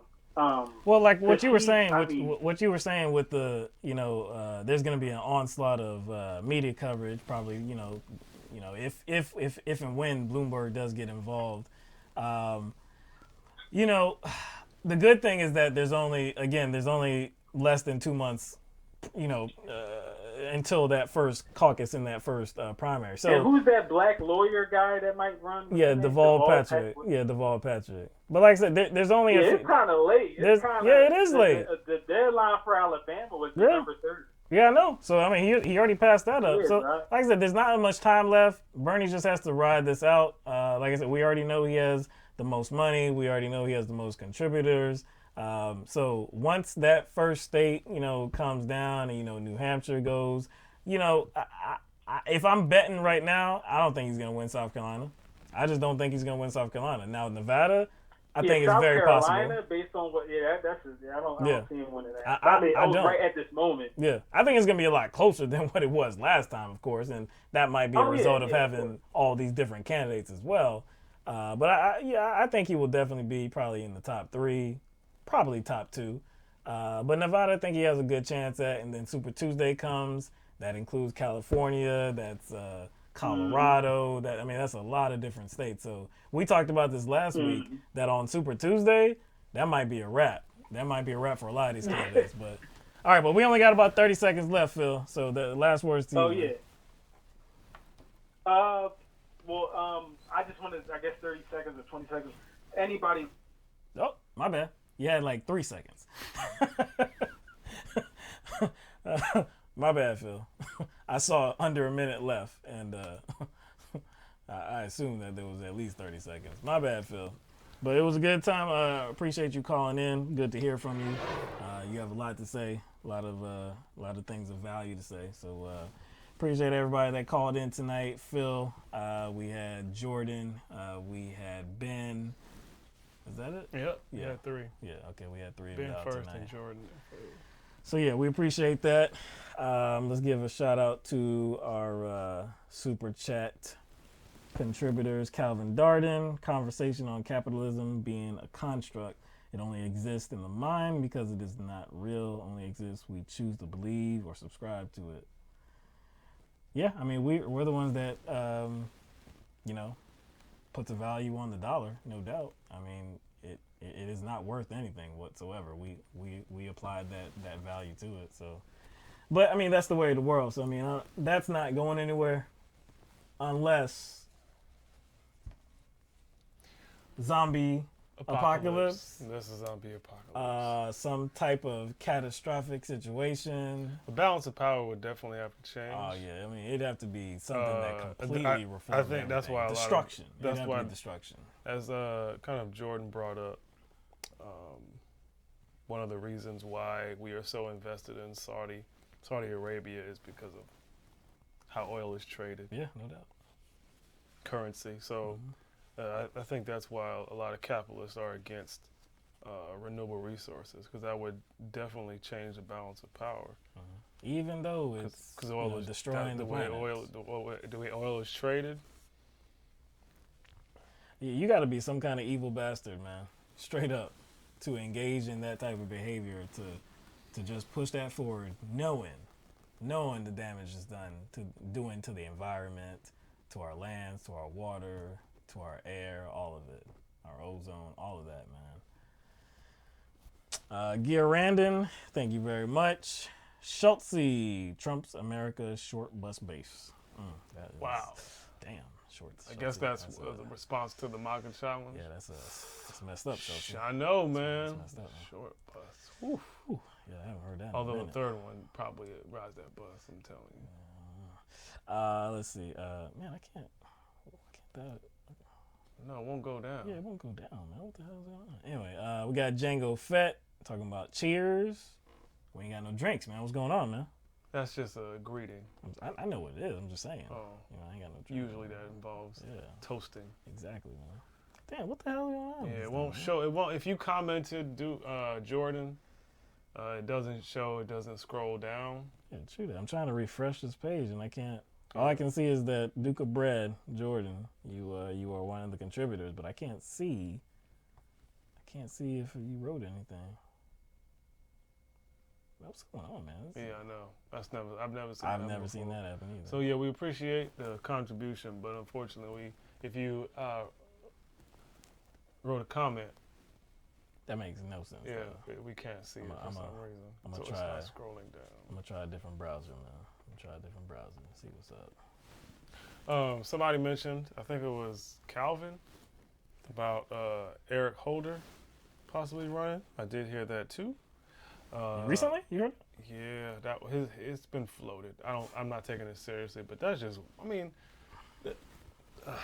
Like really, Holder, Clinton, Bloomberg, Deval Patrick, it's too much, man. Come on, especially this late. That's the key too. Like if this was May, before. He said, "Not me, us." That's what in he said. November, man, mid-November. Yeah, it won't even. Yeah, still not. But he said, "Not me, us." Appreciate that. Yeah. Yeah. But yeah, man. Again, this is almost mid-November.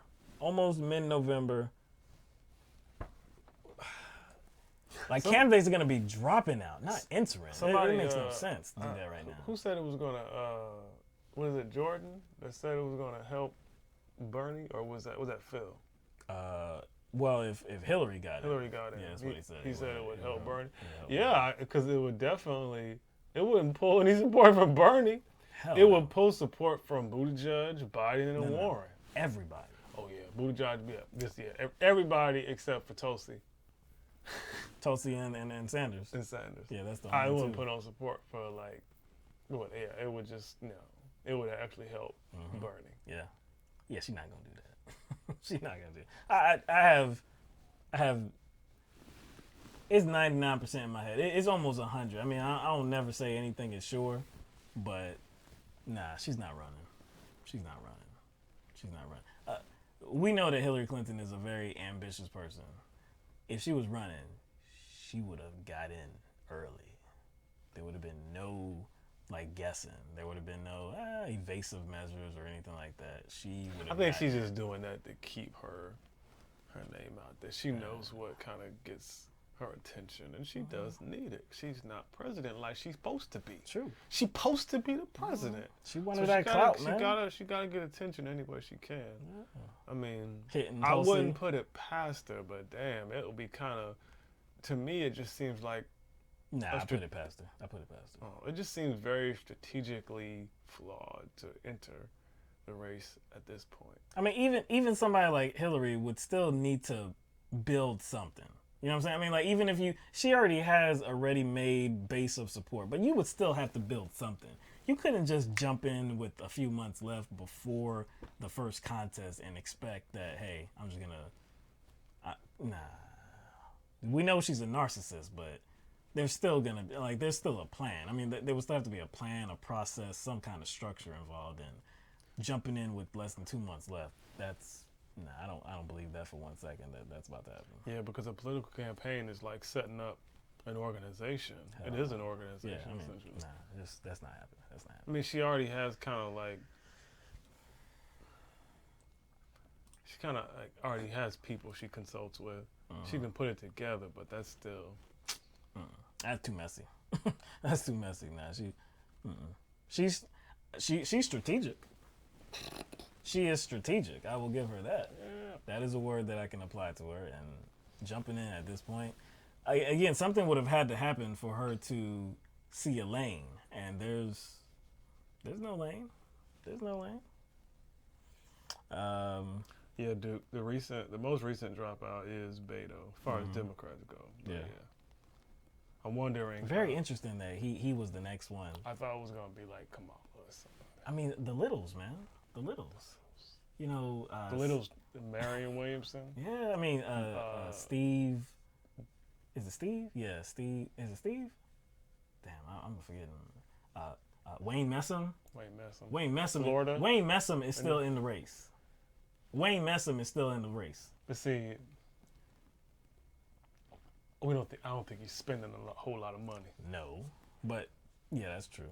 I mean, but still, because that's kind of the issue. This is why it was. This is why a top tier candidate would drop out. Money issue. You need to spend bottom like tier a big candidate. dog. Yeah, exactly. Bottom tier candidates knowing they ain't big dogs. They don't gotta shell out that cash like that. Oh well. Anyway, throw a shout out to all of our patrons on patreon.com. Thank you very much. Each and every month you're there for us, and we appreciate that. Appreciate that you believe in us and you remain committed. We're going to keep doing what we do. Appreciate that you're right there for us. I think that's all we have for tonight's program. Again, tomorrow is the start of the open hearings, the public hearings in this impeachment inquiry. And the first two up are the ambassador, the acting ambassador to Ukraine, Bill Taylor, and also George Kent, who is a State Department official, I believe. Yeah, Deputy Assistant Secretary of State for Ukraine. So, again, we have already talked about their closed-door depositions and how Yeah, it didn't do anything good for Donald Trump. There were some things that were said, some things that they experienced firsthand that, throws a wrench into this whole notion that nobody has firsthand knowledge of anything that was inappropriate. So they're going to be able to say this out loud, with a mic, on TV, national TV.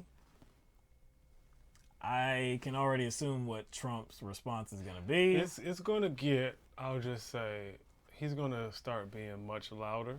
Oh, he's going to have to. He is going to be more antagonistic towards the media because that clip that we showed with him, blaming the media for not jumping on a Hunter Biden investigation. Yeah, it's your fault. It's your fault. If you would have followed it. So he expects that's what he expects the media to do. He expects the media to kind of follow every word he says as if it's true, and if they don't, that means it's fake. And but the media did cover it. This is old news, though. You resurrected it because you wanted help with your political campaign. That's why we're talking about Hunter Biden right now.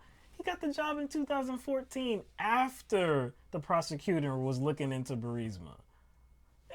It wasn't about Hunter Biden. Nothing suggested was about Hunter Biden, and it was reported when former Vice President Joe Biden made that comment early last year. Where were you at? You were the president of the United States. You didn't say nothing. You didn't say nothing. You didn't say how disgusting that was. How can they do that to Ukraine? How can they treat Ukraine that way? And again, he's still talking about how, look, see, you should have looked into this, media. You did a bad job, media. You should have looked into this corruption. We have to uncover it. But you dropped the investigation request. Like I said, it's about to get real bad. I think Trump he's already lost it. But and I think it's worse than the Mueller investigation. I mean, there's a lot more that went on, obviously, because there's a lot more players involved in that. But here, he's directly involved. Yeah. This is a case where he's directly involved, and there is testimony coming from individuals that he appointed. You know what I'm saying? It's hard to get away from that. He can't do the whole, these are angry Democrats thing. Well, there's gonna be a pivot to the whistleblower. You know that's gonna remain. Yeah, that's gonna still be out there. The whole, even though it does not. Subpoenaing the whistleblower. It doesn't. How is the whistleblower worth more than people that who have first-hand knowledge? Yeah, and the whistleblowers, kind of tip is about people who had first-hand knowledge. Yes, that's what it is. Yes. It's just like me tipping the police that the individuals in the house across the street, there are certain individuals in that house that have expressed something to me about things that are going on in the house. And then the police... Some criminal activity. Yeah, and there's other people in the house who would want to let... Or, there's people in the house that, will attest to it. Yeah. And then you tell the authorities that, and the authorities go to that house and investigate and question and interview those individuals that rose issues, and it turns out it's true. The whistleblower or someone who gave the tip is irrelevant at that point. Irrelevant, man. All right, we did have a late contributor on the super chat that's been out front, so I can now see Jordan's message. My humblest offerings, not me, us. Appreciate that. Now, Ben said something. We see this here. It's in the chat. Okay, we now. see it there. Jordan whisper rap like Yang twins. You talking about them Yang twins? You talking about that? Really? All right. That's Hey, little mama, how you doing? Where do you see my? You putting Jordan up here now. I remember that in the club now. Boy, let me tell you. I remember that in the club. Let me tell you. Yin Yang twins would cause chaos. Well, particularly when Yin Yang twins came, there was just a horde of women that would just get on the dance floor. That's why I love you. That's why I not really for the rapping ability. No. I just love the response that, Yeah, certain songs, man, women would just be like, whoosh. I was like, oh, there we go. That's our cue right there. Remember that one club we went to? What was it? Was it Drunk in Love? No. Crazy in Love by Beyonce. Yeah. Man, and that was hot back at the time. Man, that was the new. That's the new, right? And nobody was dancing, right? So then that song came on, and then everybody was like, you could hear like, oh, yeah. We like, okay, the party about to get started. Nobody touched the damn floor, man. Everybody was just hooting and hollering. Then didn't get up, didn't say nothing. Yeah, we thought it was about to get lit. We was like, okay, where's the action? Y'all excited, but y'all ain't dancing? Y'all just hooped and hollered. We're not talking about like a small little club either. We're talking about something that has a pretty big dance floor. Is that V12? V12. Which does not exist anymore. But yeah, that was like a decade ago. I'm saying, yeah. V12. It was like V2. Yeah, we tried that a couple times. It didn't live up to his name. It never did. And it had like the perfect environment. The perfect environment, man. It wasn't really, like in terms of like parking and stuff, it wasn't too bad because it was not where other clubs were or anything like that. Perfect, man. You had a big screen. You had seating areas like that lined the dance floor. Mm-hmm. So it was like a little perfect environment. Nobody danced. But see, like club scene in Colombia is sparse. There's clubs. They don't dance. No, they weren't dancing. There's live clubs, but that's when they live like during the school year when the college students are around. But just year round, nah. I don't know that life no more, man. Oh yeah. Sad to say, I don't know that life no more. No. But see, you know how we was back in the day. Hell yeah, man. We still like kept our distance. We weren't truly involved in that life. Mm-hmm. It was like we couldn't relate to it. That's all I'm saying. We went to the clubs, but most of the people in there couldn't relate to them. Nah. Yeah, there's something to be said about monks that are like deep into the life. You know what I'm saying? Like, nah. We went out, then went to the IHOP, man.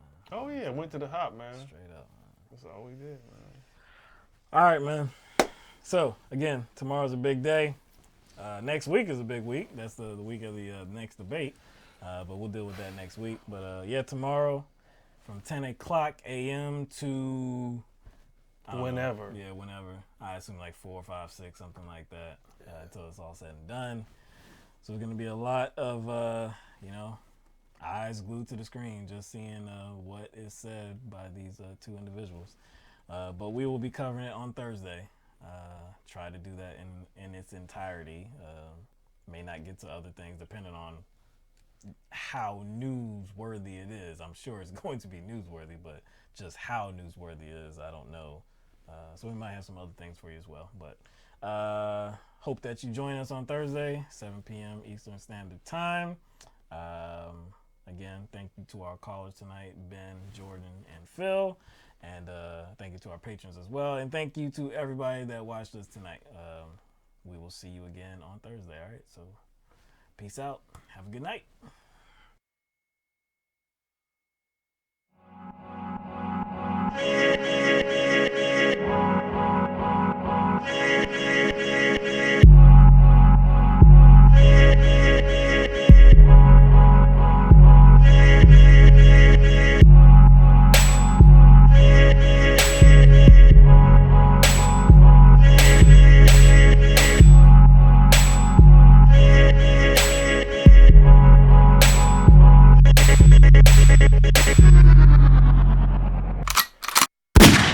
Damn, son.